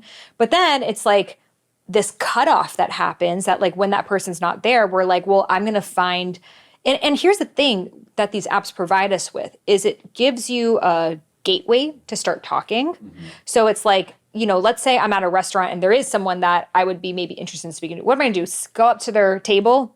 Hey, I have no idea if you're married or anything and you're in the middle of a conversation, but like, you're my type. Like you would never do that, you know? So well, I think that's actually the problem. Yeah. But we need to have more shared community spaces, which we have that in Europe. America doesn't really have that much. And Europe's even losing it. But like I remember in like Italy, like every sunset, everyone would go into like the piazza and like they're all like talking and getting to know each other. So it's like back in the day, relationships were built over time, that you would always see the same person there every day and you start to notice her. And then you would maybe talk a little bit and go away and you were building a crush, building a crush, building a crush. Whereas now what's happening with these apps is I think you're hot, you think I'm hot, we're face to face. There's all this pressure of are we going to go on a date or not? Biologically, men, when they are face to face next to someone, actually go into a fight state. Did you know this? Mm-mm. So they've done psychological studies that when men are side by side next to someone, they're actually much more able to open up. Side by side? Side by side. Wow. When they are face to face, it's almost like you're about to quarrel. Okay. Because throughout history, if a man was face to face like this with someone, it means you're about to fight, you know, or you're about to fuck, you know, It's like this really intense thing. So that's why with little boys, when they're working with them in therapy, they sit next to them. They often have them draw and do something. So they're kind of distracted. And that's when they start to open up. Whereas women have no problem sitting face by face and talking next to someone. But even just the nature of the app is very face to face, which is a lot of pressure for the man. And then the man's like, I don't even know you. I wonder if that's why there's so many, and I only know this because of seeing yours. Yeah. Like, why are there so many guys that are like their pictures with him like side to the side or like because men feel weird about like just taking a picture of them full face on. Full face picture. That's exactly so deep. And then there's also that, do I come off as gay if I take selfies of myself and that kind of thing? So I think men are also trying to show like I don't care about my looks and so they're, but then a lot of their pictures are they're in hats and the they're hats hiding and themselves. exactly. I have a friend that she dated this guy and he shared that his Hinge pictures were his wedding photos. Because that was the best photos? That was the only photo shoot he had and it was like 7 years ago. Like right. imagine, just like crop out the wife, you know, like. Me in a suit, that's good enough. Yeah, it's fine. But just the nature of that is so high pressure that when I talk, because I talked to so many couples and the ways that a lot of couples happen was like there was a shared space. Mm-hmm. So when I was single, that first year of being single, when I was just traveling, I was like, why aren't I meeting someone in London and Portugal and this? I wasn't in the communities there. No. I was just going to one place one time, thinking I must meet him there. But I bet you if I went to the same place, the same coffee shop every day for 6 months, I would build a relationship with someone, you know? And that's why, in a way, relationships in small towns are easier because you're continuing to see the same people. What I realized was happening in London is everyone's going out, meeting tons of new people. So even if you meet and they ask you on a date, they're likely not even going to follow through because the next night they go and they meet someone else. And it's, again, this illusion of eternal options. But then there's this deep sense of loneliness because no one's actually meeting you. Mm-hmm. You know, who do you call at 3 a.m. if you need help? Who do you process the things in your life with? And, you know, that's why friendships are so important too, because most friendships do outlast relationships these days, you know, besides if you really have a long-term marriage. So I find that just how fast moving we are on and off the apps, and the fact that we're continuously traveling is also preventing us from being in a relationship. Yeah, that's the question. Oh, there's no good people. Yes, there are. But which reality are you operating in? Can you see them? And do you want to be seen? Do you really want to be seen? Do you really want to be heard? Do you really want to be valued? Or is there closure there? Waiting, which is a whole portal of conversation, just waiting and waiting and waiting for the one who will come in and then it's that's the one, now I'll open, versus being open and being in a place of trust and confidence to be able to discern when people come in and out, versus waiting closed down for this idealized version that's going to come and then everything's going to make sense. And that's just, it takes work though, especially after being hurt, especially after going through many layers or any layers of trauma or heartache or heartbreak or the resentment of this whole process or the byproduct of this culture that we live in. It takes a tremendous amount of courage to be open. And that's has to happen in our own time, in our own way. And there is a level of like our grandparents' era, which is like, get over it, like get to it and get through it. Not in this like tough love kind of way, but feel it fully and like actually give yourself the space and time with friendship, with therapist, with coach, with community to feel things fully so you can get over it. Because that's like, I talk to people, right? High operating executives, and they're like, yeah, I don't feel anxiety. Like that's a new generation. It's so hard to find good workers now because everyone talks about anxiety. And it's because they're operating in the world of it doesn't exist. That's, you're making a problem. Our generation is like, no, this is a real thing. And then those two butt heads. But then if you merge those two things, there's this flow between the awareness of the trauma, the awareness of the anxiety, the awareness of the pain, and the having the space, the confidence to feel it fully, go through it to where you can get over it, to where you are in that place where it's like, oh yeah, I've felt that and experienced that. But it takes it takes a village.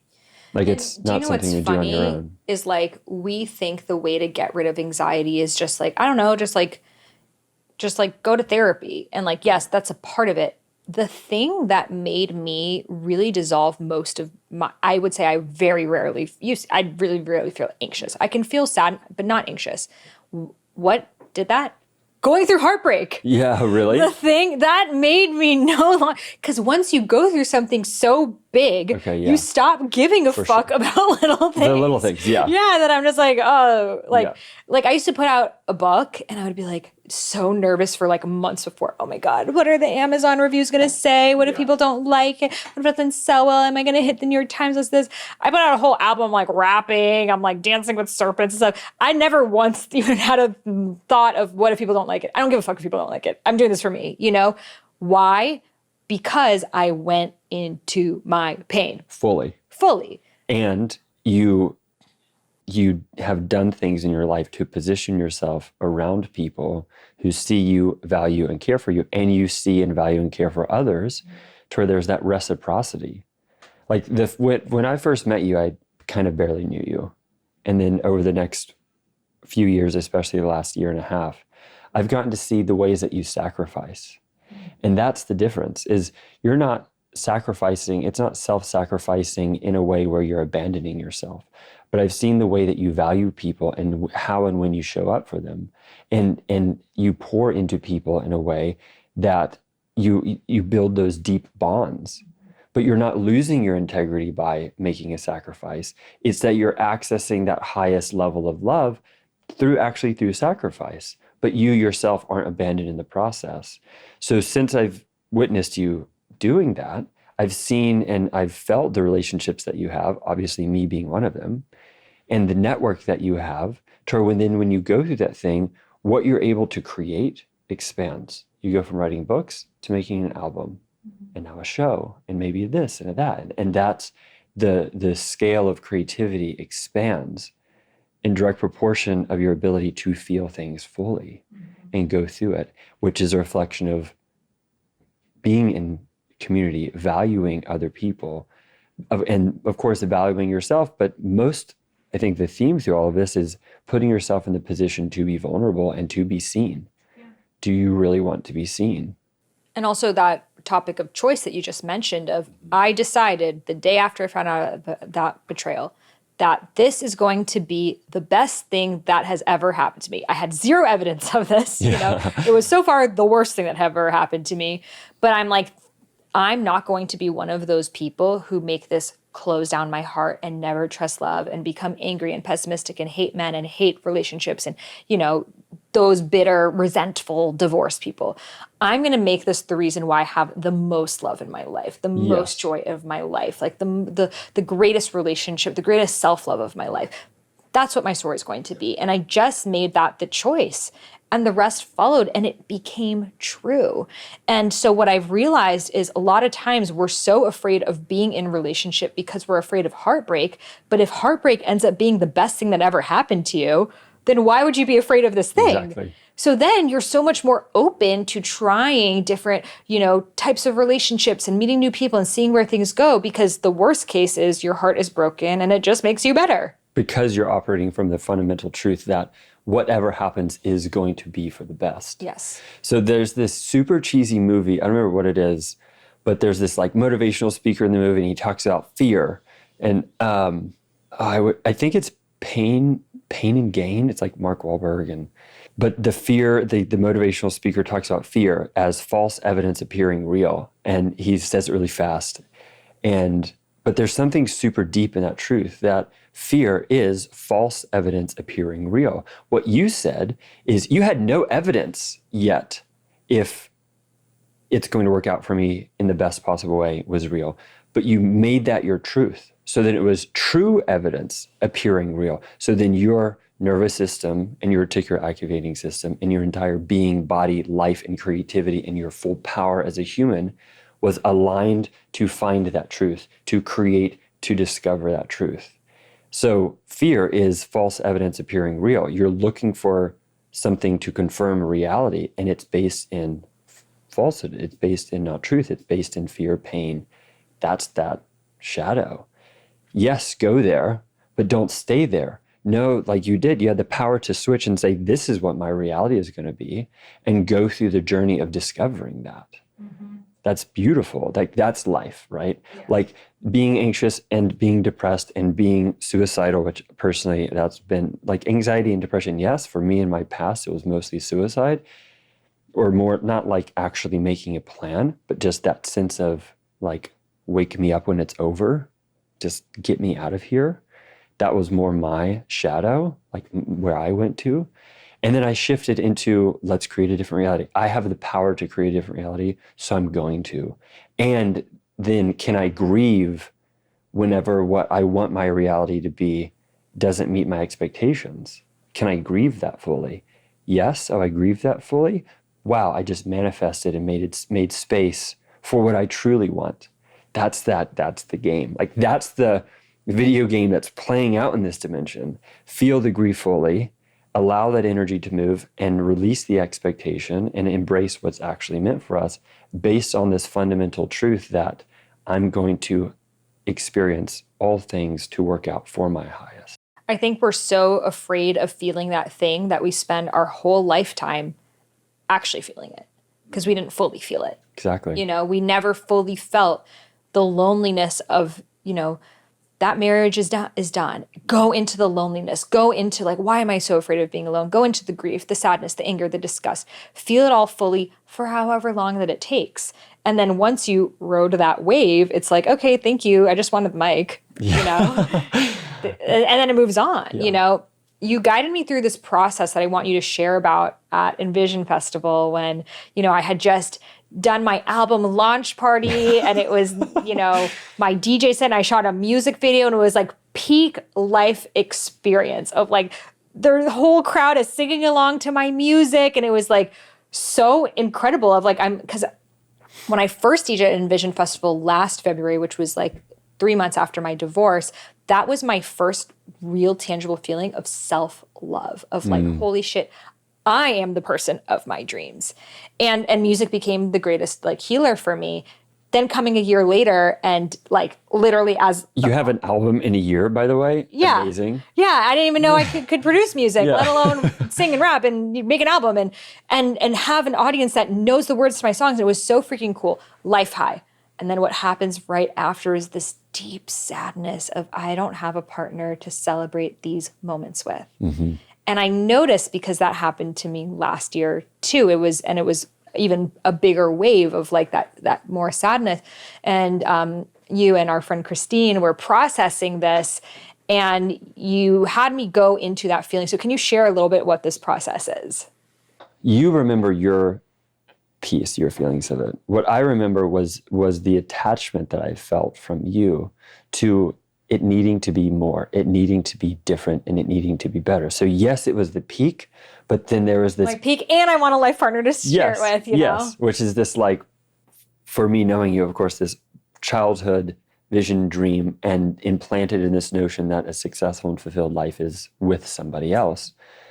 So, and that's true. It's true. That's amazing. And it just, could and should add to that experience, right? So what I was feeling was this strong attachment to it's not good enough, which still deep within that is, okay, what part of you felt like you weren't good enough? So what I guided you through was envisioning, and I actually don't remember which, I just remember that I guided you to die completely to, what was the part that you died to? Let go of ever meeting someone. Oh, that's it. Yeah, literally let go, that you would never That I just might be single for the rest of my your life and Exactly. to accept that. Yep. So yeah, that's Which I was so resistant to, but yeah. it's like, but then it was like, even if I'm single for the rest of my life, I have a great life. Yes. But that's what we went into as fully as we could, sitting on a golf cart like 100 feet away When from... there's like dubstep music and blah, lights. blah. I felt like I was like tripping on something. I was dead sober. You were like turning into a crocodile. It was Yeah. like a life-changing moment. Totally. Yeah, no, it was very intense, but it was so powerful. That's also what festivals can do, which is really cool. Personally down to festivals, but they can be pretty amazing for those kinds of things. But that process was, if you truly want to manifest something, grieve it fully and actually and die into it never happening and fully embrace that reality. And this conversation, this part of the conversation can go very deep, because what is death but rebirth, right? So if we want to create something, we want to experience something new, who we are now and who experiences that is not the same person. And we can talk about it biologically. Everything about it is new. We're regenerating constantly. So therefore, for me to arrive at that place, I have to die into myself, who I am now, in full surrender, and trust that whenever I surrender and release, that whenever I wake up or when you arise back into that reality, you'll have that thing. But you have to die into it fully. Yes, the affirmations work. Yes, there's layers to this of creating, even knowing what you want. That's what affirmations are. You just even telling yourself what you value and what you want. But that's not how you're going to manifest that thing. To manifest that, it's dying fully to be reborn as the person that wants and experiences and has that. Yeah. So that's kind of what I guided you through, was kind of the death process, really, of manifestation. Because if there's still this part of me that's thinking part of my life is incomplete until I find partnership, then I'm operating from a space of not enoughness, and from a space of a void, of something's missing in my life. And that's not the energy. Even if I attract a relationship, that's not that relationship will have that quality in it.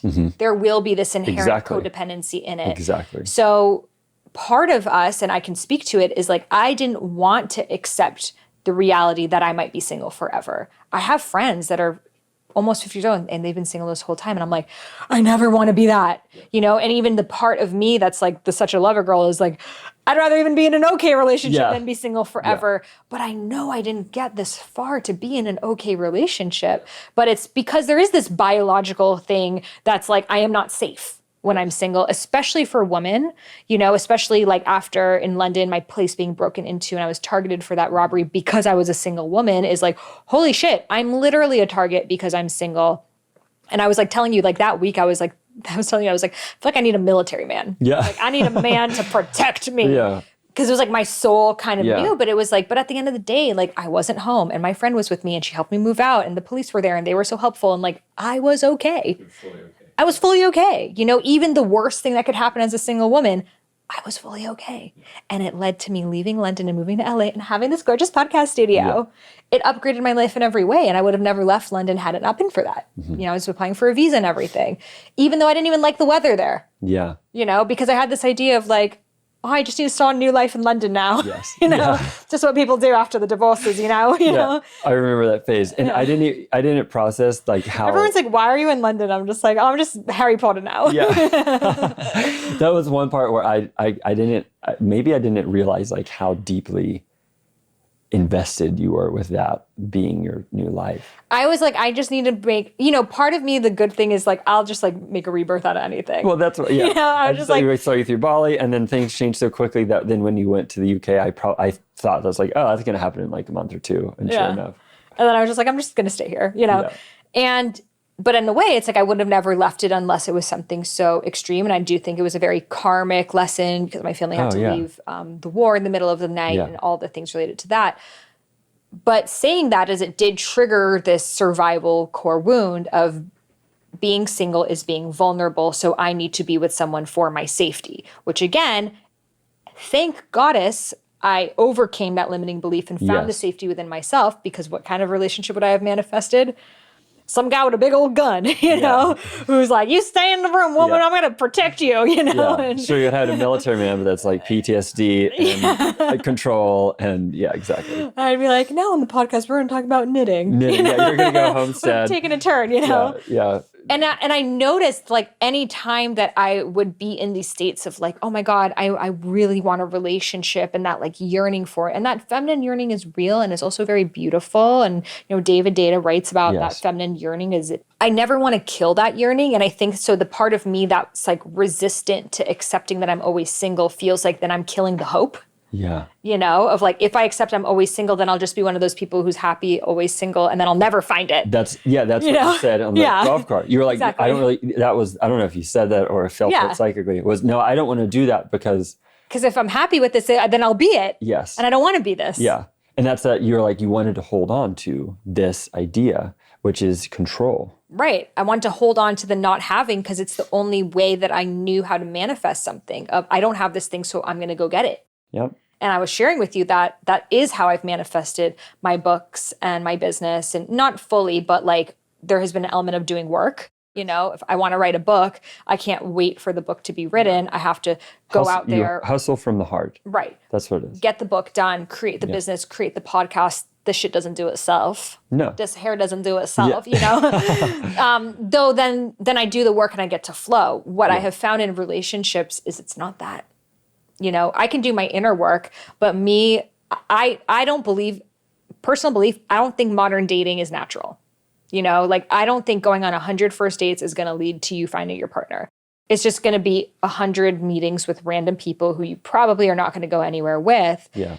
And so I think that the hard thing when you are someone that's created your own reality is like then this thing in partnership, which you want more than anything, it's almost like there's no action I can take. Mm-hmm. But I actually really enjoyed that process of just grieving it to realize, like, I just trust that, you know, even if it's when I'm 50 years old, you know, like our shared friend is 50 having her first wedding, you know, and I'm sure she's so happy that she didn't marry any of those previous people because she's a different person now. So it's like, I would rather be focused on my Dharma and my truth and continuing to progress towards my truth. Mm-hmm.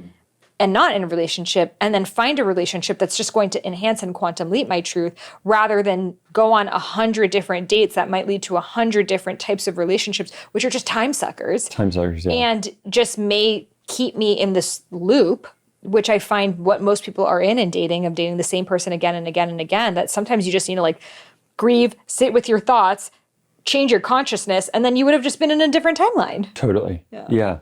Well, you did actually said another thing there, which is change your consciousness. And that's one thing that we as humans have, is the ability to say, I'm going to rapidly change my consciousness. And the key is I'm going to do it fully so it's integrated. Not I'm going to rapidly change my consciousness and choose a new idea and then it's just another loop you go around. But I'm going to do it rapidly and deeply. And so that way it integrates into our life.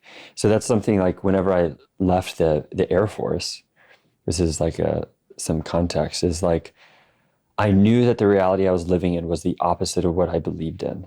I knew that I joined specifically because my story was I'm not making a big enough impact. I'm going to join the Air Force and make a bigger impact. I joined and I'm like, wow, I just went from being 16, 17 years old, being a firefighter, working in the emergency room, saving people's lives like directly, to potentially taking people's lives or being in the machine. So my desire was I'm going to make a bigger impact, and I went from saving to taking. So quickly it's like, wow, this is the opposite of what I believe in. I have to get out. But I was struggling with deep wounding from childhood, addictions, suicidal, almost like a lust for the idea of suicide. Not even like actually planning it out, but just it's just ultimate escapism. Struggling with that deeply, to the point where then I realized I have to, like, no one's going to get out for me, and I can just wait out my time. But if we truly live in a quantum reality where I'm in control of my reality and I can shift and change it, I'm going to so rapidly change my consciousness that I'm not someone who belongs here. I'm not someone who can resonate here. Like, I literally have to evolve so quickly and authentically that I literally vibrate out. And I did. And I went through a very unique process to do that. And there's a whole backstory there, but it worked. And that path, there was one path to do it. And I found it, or more, it found me in both. And I used that process to rapidly and authentically elevate my consciousness to shift my reality. And it worked. And I ended this pattern. Later in my life, there was another situation that was similar, but I was free from any actual contracts. Like, the military contract literally made it to where I was a piece of property of them. I shifted my reality to where then whenever I wasn't like in contract to someone else, but I was in more control of my reality.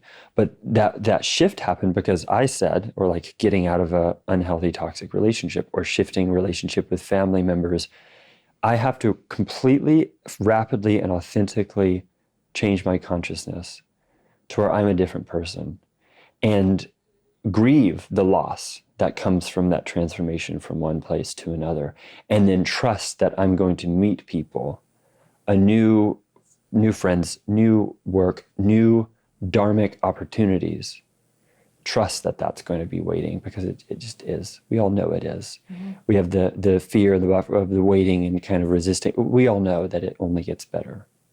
Like, I've yet to meet someone that has gone through a really, really difficult process and has gone through it fully, and life hasn't gotten better. But a lot of people who are going through difficult things, or who have gone through them and haven't felt it fully, and they don't experience that truth, that life just keeps getting better. Yet that opportunity exists for all of us. That is the fundamental truth, that if we do this work, but really if we move this energy, if we feel our feelings, life just keeps getting better. I think we're in such resistance to emotion. And then when you realize, it's like, you just like, you cry and you scream, you feel whatever the thing is, and it passes. And then when it comes, you just like welcome it without resistance, because you just know, if I don't feel it now, I'm just going to keep holding on to it for the rest of my life. And I would say what a lot of women struggle with is like, men are less willing to do that. So I find what's happening right now is like, there are so many women who are processing and feeling. So what advice do you have for a woman who maybe is in a relationship with a man that she can tell him, feel your feelings, and he's just like, he doesn't even know what that means. He doesn't want to. How can we encourage or be muses for men to go through this process? There's this, you have to be the thing that you want. And when you are the thing that you want, you'll be a match for it, or you'll shift out of resonance of it. So I think this goes back to the recreation piece, the leisure piece. It goes back to men being able to go through these rites of passages and doing that by themselves. That's the foundation, being able to do that by themselves. And then that way they're open up to doing it with other people. They're curious. They want to know, oh, do other men have this experience? And I think meditation is, of course, we all know about it, but true meditation in the process of fully sitting and being in the discomfort and going into the void and witnessing whatever comes up. And meditating is like, it's not thinking. It's like sitting on a highway and watching cars go by, and sometimes a thought, like a car will get in and it'll zoom us down part of the road, and then we'll realize like, oh my God, I was just in this car for so long. And you wake up from that thought and you get out of the car again, and then you witness all the cars going by. But then once you really start sitting in that witnessing, you start to witness that, but you also your perception starts to witness that whole scene. So you start accessing other layers and other layers and other layers. And that's where the openness to a random emotion may come. So that's where sitting in a meditation, you just may be overwhelmed with sadness. And you don't know what it is. And for men, especially, is threat detection, logical thinking. What is this coming from? I need to figure it out and put it in a box and place and categorize it. The beauty of meditation is it gives us the space to be in that experience. It washes over us and it moves and it's transient into something else. So I think since women have experienced so much trauma from men who don't hold that space with themselves, then they hold the space of, I'm going to be this surrendered but empowered, open being, and I'm going to be the invitation for them to do that, and then they never take it. So that's where there's this paradox of, yes, all of us have to be able to sit in our emotions. And yes, a woman who's in relationship has to have that foundation. And it's the communication to the partner that they desire them to meet them in that space. They need that has to be a sacred agreement, that is written down in agreements of the foundations of the relationship, that you're able to meet each other in that place. Because if you can't meet each other there, you pretend everywhere else.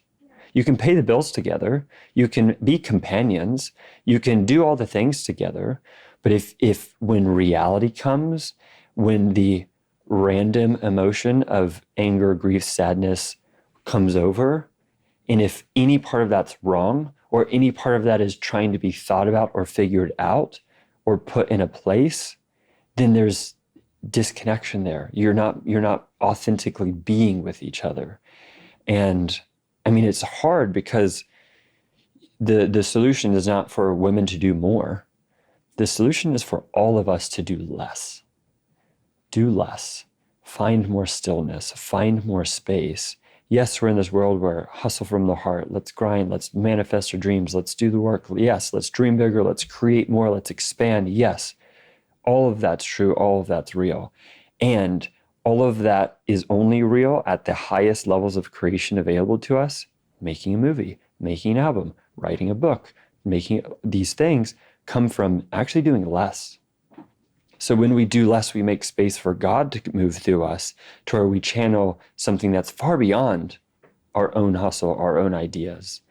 So that's where in that co-creation of a relationship, it's about doing less. And the husband's not always on the video game. He's not always going out with the boys to the bar to watch the Kansas City Chiefs win their 8th Super Bowl in the last 8 years, right? Like, cool, who cares, right? Taylor Swift, great, love that for you. However, what if you did less, you spent more time together, and your leisure was meditation? What if your leisure was simplicity? What if your leisure was ease? So when the hard times come, we're together, we're united, we got this. It's funny because when I didn't have my phone for those few days, I just went on a walk with no phone. I came up with so many melodies for songs from one walk. And I was like, imagine, again, if I just did this every day, like, this is how people used to live. So even forget meeting someone, just you would come up with creative ideas. Even my book, Discover Your Dharma, came to be. I didn't think, oh, I'm going to write a book about living your Dharma. I met some random person and he invited me to a dinner and his friend happened to be there. This person's dad happened to be Deepak Chopra's like one of his best friends. So him and I are going to this like deep conversation about like Vedic spirituality and this and that. I was so jazzed up by the conversation that I came home and in 4 hours wrote the entire book proposal. Wow. So it just shows it's like that moment of just like surrendering, going with the flow. I didn't really know this person. It led to this conversation and boom. Boom. Of course, then I had to write the book, and that's where more of that consistent effort came in. But the actual seeds of all of these things come when you're doing nothing. You know, the melody, the relationship, the book, the idea, that big thing comes from something beyond us, you know? And we don't allow that liminal boredom, white space for it to come through. And I feel if people got anything from that conversation is to do this. Another thing I've noticed between like male and like female like versions of spirituality is, again, with brain science, like men do have less access to feeling their emotions and intuition stuff than the female brain. So what I have found for a lot of men, it's, well, meditation, first of all, is definitely really imperative. Vision quests, you know, something where like a traditional vision quest is 4 days and 4 nights, like out in the desert. In some practices, you don't even have food. And it's this kind of like sacrificial energy of being at one with just yourself without any distractions around you. And I think that men used to have these rites of passages, and that is the appeal of sports, you know, Exactly. It's like gives you this sense of tribe and camaraderie, but also the masculine desires solitude, you know. If you ask most men, what do you really want? They say peace. I want to feel whoosh, a relief. That feeling of orgasm for a man is a relief. He's releasing energy, and finally, for a moment, he can just be still. Now, for the feminine, if you ask the woman, what does she want? She's like, I want everything. Yes. She's like, I just want to be filled up with God. I want to be filled up with life. I want to be filled up with beauty. I want to be filled with love, with community, with children, with animals, with gardens, with oceans, with food, with all, you know, because we have this void inside of ourselves, our womb space that literally wants to be filled. That's what's happening sexually. So for us, that orgasm is this feeling of fullness, you know? So we're always on this quest of like, when we don't have that, I notice in myself those times I'm like eating all the chocolate and all the things. I'm trying to fill myself up with something. So, and then what I find that a lot of women gravitate towards spiritually are practices of like embodiment and movement and conversation and connection, which come more naturally to us, as well as systems of control, such as astrology. The times in my life that are out of control are the times I'm all on the astrology. I'm like, oh, it's because of this, the Jupiter conjunct Saturn conjunct, you know, like, you know, and then when things are going well, I'm like, oh, that's cool, you know, and it's like, I think because as the feminine, we try to like, no, it's like, that's our shadow side. We try to like micromanage and control. For the masculine, I've noticed psychedelics are a very big pathway. You know, I saw this meme once and it was like, a guy taking shrooms has the same realization I had when I was 8 years old. Yeah, exactly. He's like, empathy matters. We're like, yeah. But here's why I say meditation. Yeah. Because meditation is the integration of reality. So yes, psychedelics, but if it's not built upon the ability to integrate it, then the psychedelics become another recreational experience. And it becomes this total escapism. To another, and you think you're, you know, healing and doing all the spiritual work, but you're actually not, because when you're in that experience, you are, but you're not actually making any changes in your life, you know? I am pro like people using psychedelics in helpful ways. I've seen it be very helpful. It has helped me on my path. It's not been a large part of my path. But I do feel it can help you have these quantum realizations that like, especially some people are so dense that like they need this like wake up call that sometimes only a psychedelic can provide them with. I am much more a fan of earth-based medicines, such as mushrooms or, you know, grandfather medicines, ayahuasca, San Pedro, hape. Yeah. Because you're speaking in rather than like ketamine or MDMA. Exactly. Or, Which can be therapeutic, but for for me, the times I've tried them, I can very much feel the chemical and man-made effects, like even the difference between LSD consciousness and shrooms totally. consciousness. LSD, I feel very in my masculine. Ego. Yeah. Massive and, ego. Well, for me, I can solve any problem on Yes, earth, you know? exactly. Hero, Yeah. savior And complex. it is very beautiful at the same time, but I don't feel called to really do it again, you know? Whereas mushrooms, I'm like, whoa, my body's so wavy Yes. and stuff. And also at this point, I don't really do any medicines, but it was definitely helpful in my early 20s. So I have found that with men or like sitting with ayahuasca, especially it being such a grandmother feminine energy, they're like, wow, I've been abusing the feminine my entire life. Yeah. Completely using her womb as a commodity and never respecting her. And it like takes that slap in the face or San Pedro of like, you know, I've been doing a lot of deceitful things for a very, very long time. And it takes getting to that point. Yeah. And I've also seen people have realizations, think they're going to change and go back to it. So I think meditation, you know, in Vedic spirituality, it's like meditation is the pathway to God that you have to keep doing. I think psychedelics take you straight to God. Yeah. You see it right there. And so we need both. Yes.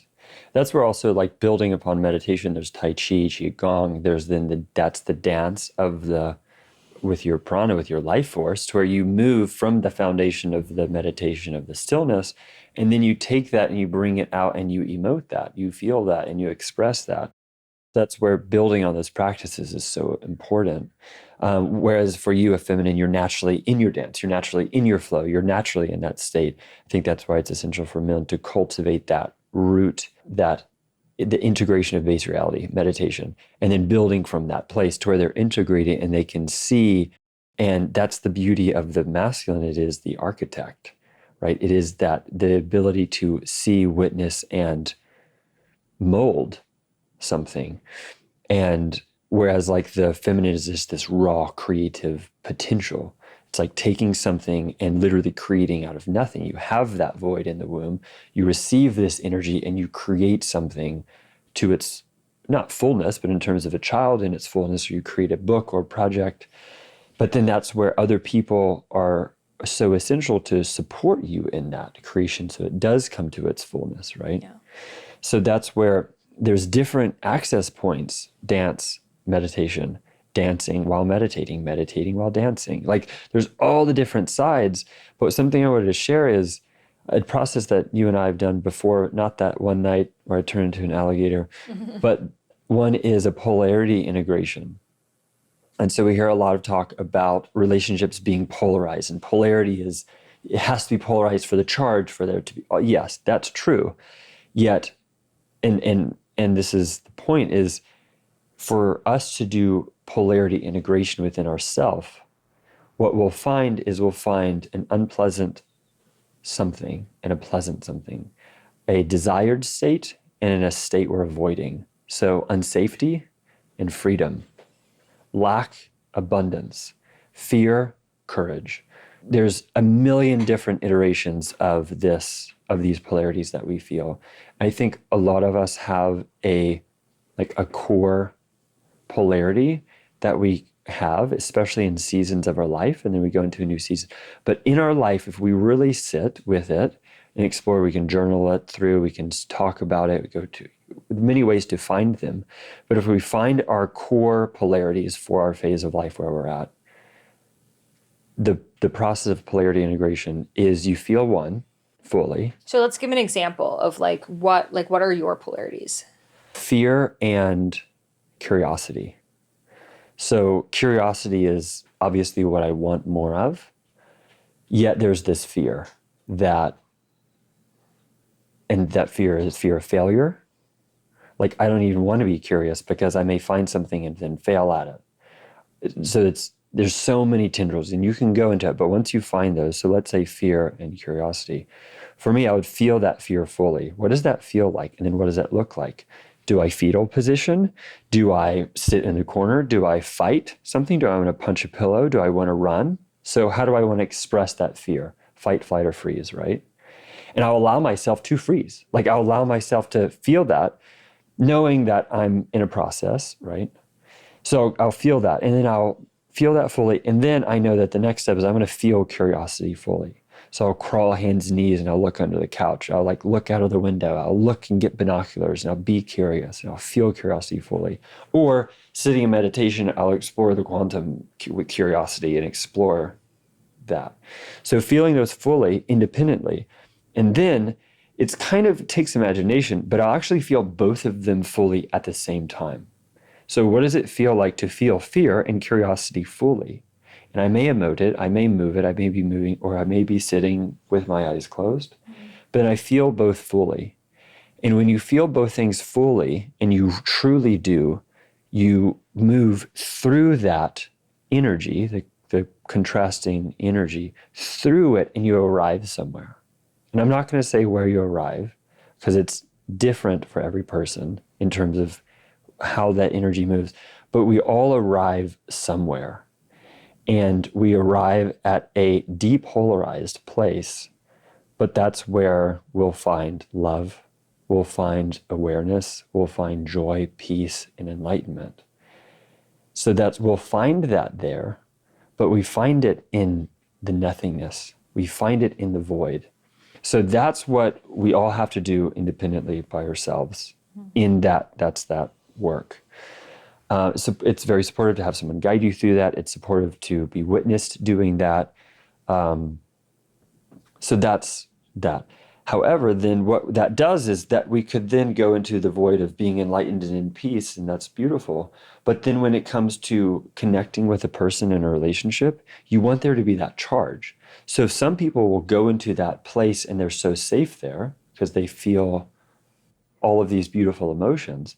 Yet for this polarity in a relationship, for this charge and for this dance, there has to be this positive and negative, that the pursuant and the receiver. So that's where independently we all have to do that polarity integration, yet we also all want to stay in our natural polarity, whatever that is, it's irrespective of gender or sexual orientation. Whatever polarity we have, am I in my masculine or am I in my feminine receiving? That's where the magic of relationship happens. But how we show up in that relationship is a reflection of how integrated are we as a being, as a soul, within our own experience, which is made up of these polarities. So that's the process that I go through and I've gone through. And it's hard also to take the time to get off the phone, to get off the computer. Yeah, how can we identify what these polarities are for us? Because I'm curious. I'm like, I wonder what mine are. For me, exploring the fear, right? So going through the portal of fear, I was able to find a heavier emotion, and I was able to find a hope, a curiosity, a lighter emotion, something.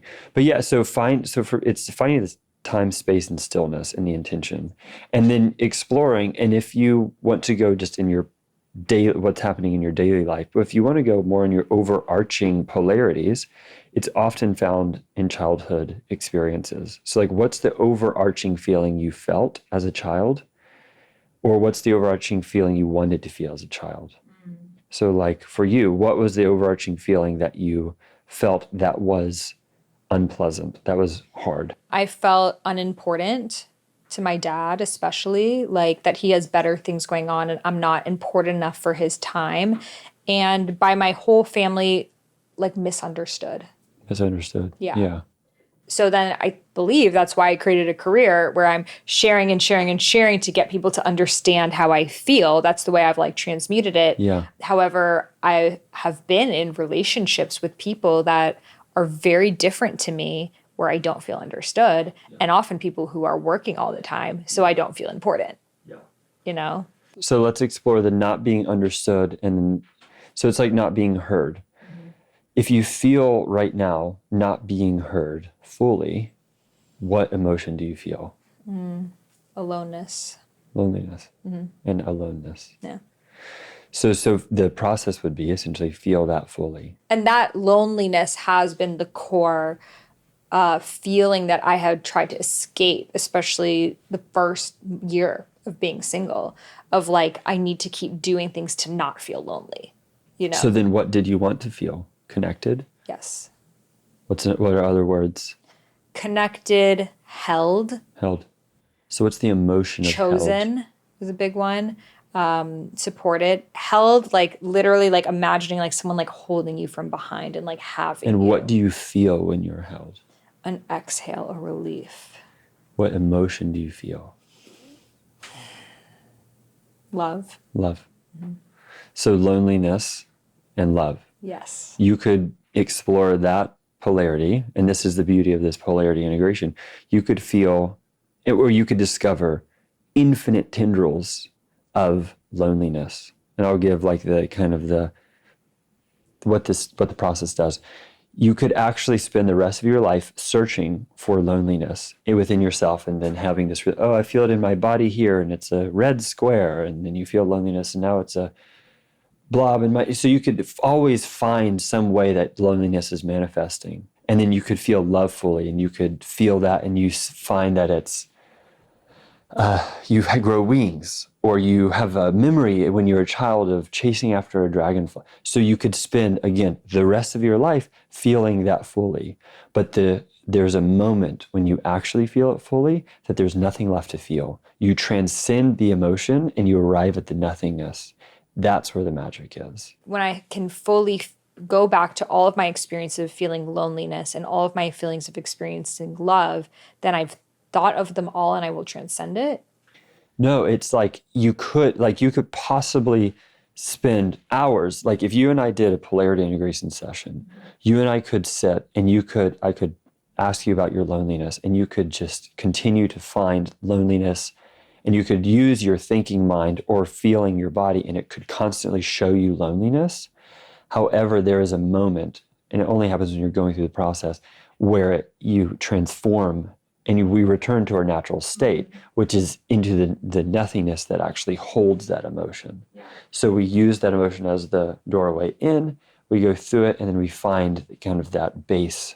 And I actually had that realization last year. So last year I was working with the medicine Hape a lot, because it would take me to, for me, the way it works is if I felt some kind of like anxiety or loneliness or sadness or whatever the thing was, I would be so present with that thing that I could dissect it. Yeah. So I sat with like, why am I so afraid? Because I would notice the pattern was this like yearning feeling would come over me.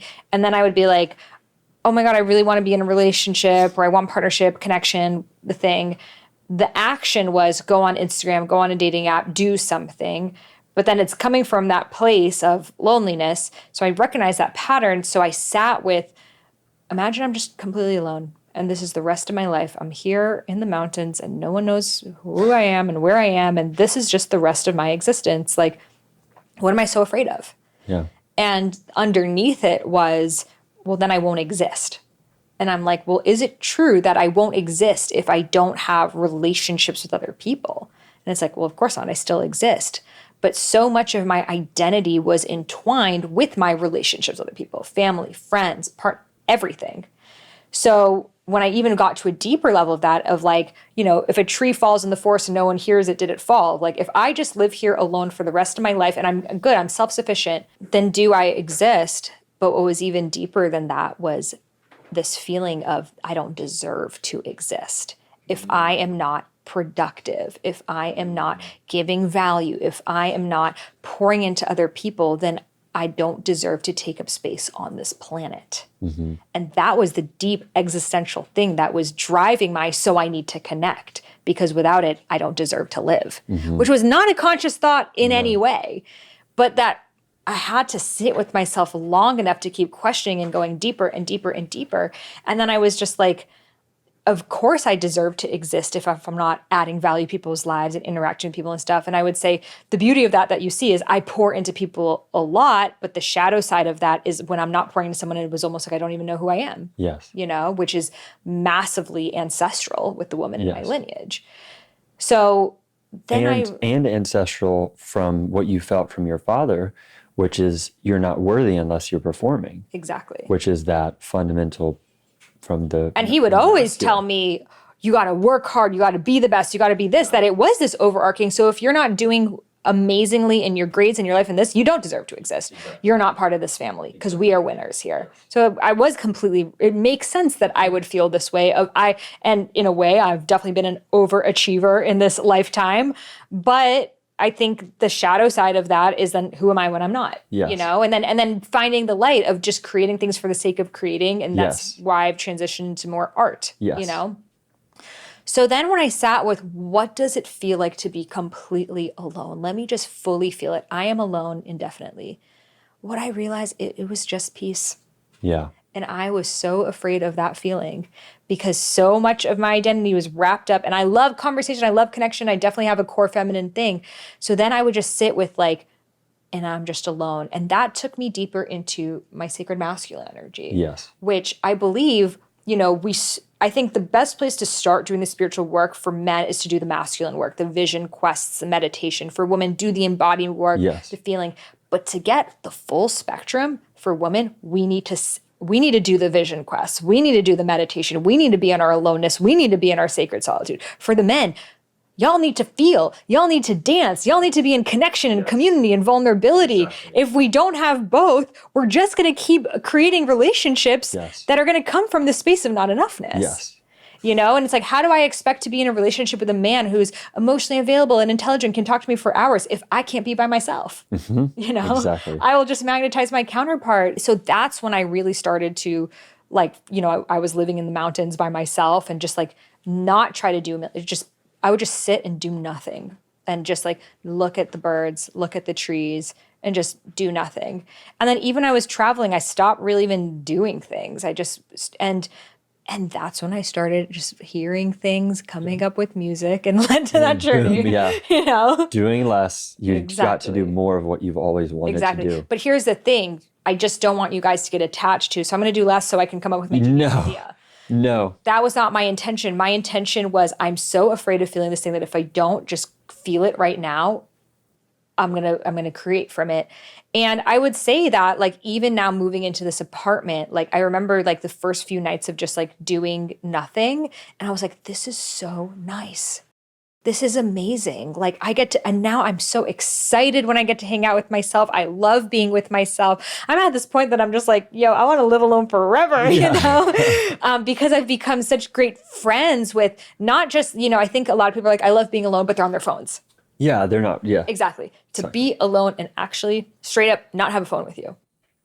It's the most confronting thing because it's going to bring up all your things. But once you get through the muck, it's the most liberating feeling. And then for men, being vulnerable. Being with your emotions, feeling those feelings, like moving, like locking eyes with someone for a little bit longer. It's going to feel like you're fucking dying at first. And then you're going to have your greatest freedom on the other side. And I think ultimately like these polarity teachings of the masculine and feminine are a bit outdated. You know, of like the true polarity are these finer textures of them. Because if my forever goal is just to be more in my feminine, I'm not going to reach the full spectrum of who I am. If your goal is just to be in your masculine, you're not going to reach the full spectrum. So I think it's helpful, but all of these things only take us to a point. And I think no one's talking about this new space that we're in. Space. And that's the space of like full integration. Full integration. Yeah, it's transcendence. Like David Data talks about level 3. Which we could have a whole nother podcast, which we probably will. I think that's the great... Oh, I refer to the levels all the time on the podcast. They know the levels, Level 3, that's what it is. So yeah, and what's beautiful is that consciousness is shifting more into that, but we see the massive amount of separation, which defines level 2, through politics. And I mean, there's so many levels of separation, which everything that we talked about, the addictions, the porn use, all of the vile, tragic aspects of current experience reality are all products of level 2 consciousness, which is to say that it's essential. Doesn't, and just a little recap for people who don't know the levels. How would you define them? Level 1 is like being naive and being open and being curious and being, everything's fresh, everything's new. Actually, the best way to describe it is through analogy, and it's the analogy I heard, which is there's 3 groups of students, level 1, 2, and 3. Level 1, when the Buddha died, they all cried because they were sad that they were never going to see the Buddha again. Level 2 didn't cry because they knew that emotions are temporary and not real. And so they were transcendence of awareness that emotions aren't real. Level 3 cried. Yeah.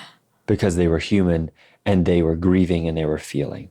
And level 1 looks like level 3, but level 3 has gone through the hustle and grind of I'm not enough, I need to do more, I'm going to work more to achieve more, and then being unfulfilled by that, to actually move out of that phase into this transcendent phase. But we all have to go through that phase, that level 2. Because if we stay in level 1, we're naive and we're vulnerable to other powers and other energies influencing us versus us being the creator of our reality. Yeah. So, and even in relationships, I would say level 1 is I need a relationship because I'm not enough. That's what you're supposed to do. That's what a man does, a woman does, society does. Level 2 is I don't need a relationship. Relationships just hold me back. Yeah. I'm totally good and totally self-sufficient on my own.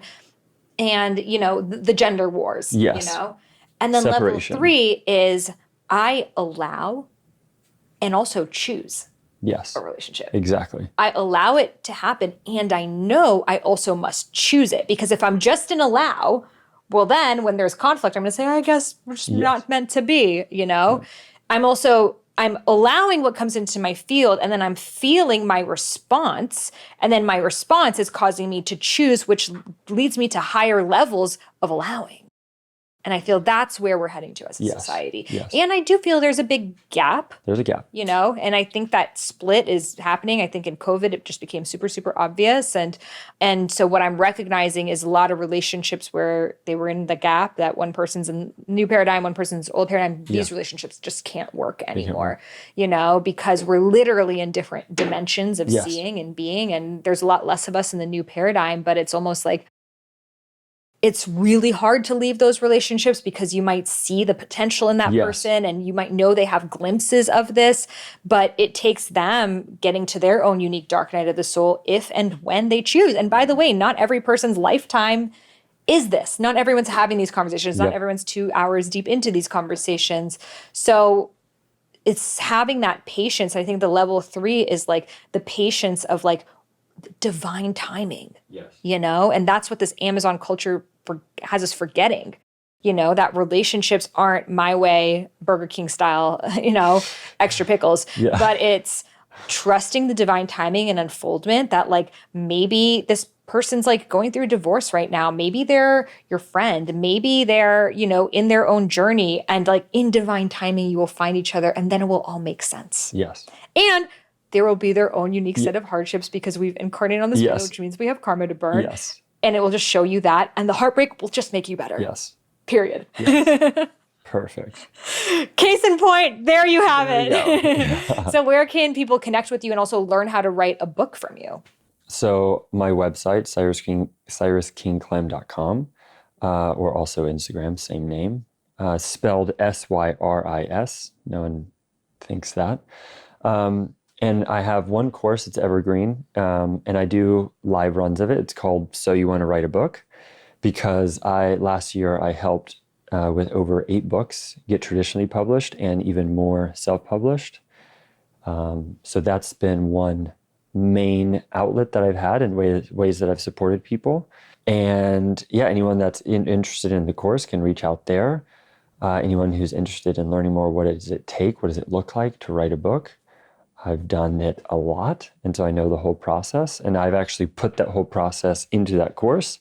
And if you feel like you want the support of someone to go through that with you, I have some availability for consulting and work.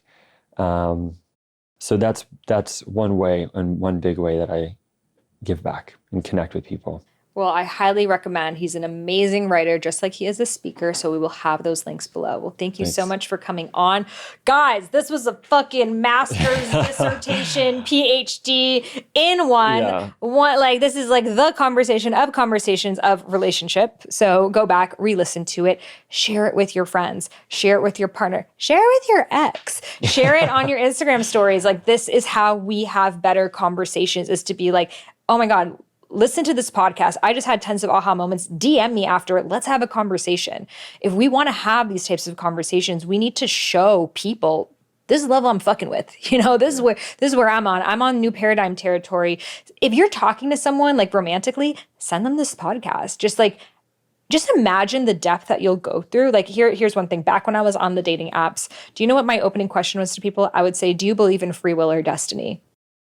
Not that their answer mattered, but because I wanted to know, could they have that level of conversation? So I feel like sharing podcasts like this show, like, can we have this kind of level of conversation? Because the thing is, if we make decisions of relationship out of scarcity, well, we're just going to end up with this exact same problems that we had in our previous relationships. But if we put ourselves out there that this is the level of conversation and depth that I am at, well, then you're weeding out the people who are not and inviting people who they may not be wearing the poncho, but they actually have a great amount of depth to them. So share this and also leave a review for it on the iTunes store and share with me like your thoughts, any other things that you would love us to dive into on the podcast, what you're loving. It's super supportive. And as a free gift, I will send you my womb meditation, which is a meditation to connect to your sacred womb space, super helpful for the feminine. So just write a review, take a screenshot of it and email it over to me at Sahara at IamSaharaRose.com. We will send you that meditation. Thank you so much for tuning in. You're like a fucking OG that you're here till the very end. So kudos to you. We're all going to hang out in Lemuria together. It's happening. So I really appreciate you being here. Cheers to creating more love in this new paradigm. And I'll see you on the next episode. Trust your intuition, trust your inner wisdom, trust your inner guidance. Close your eyes and listen. Surrender, let go. So trust your intuition, trust your inner wisdom,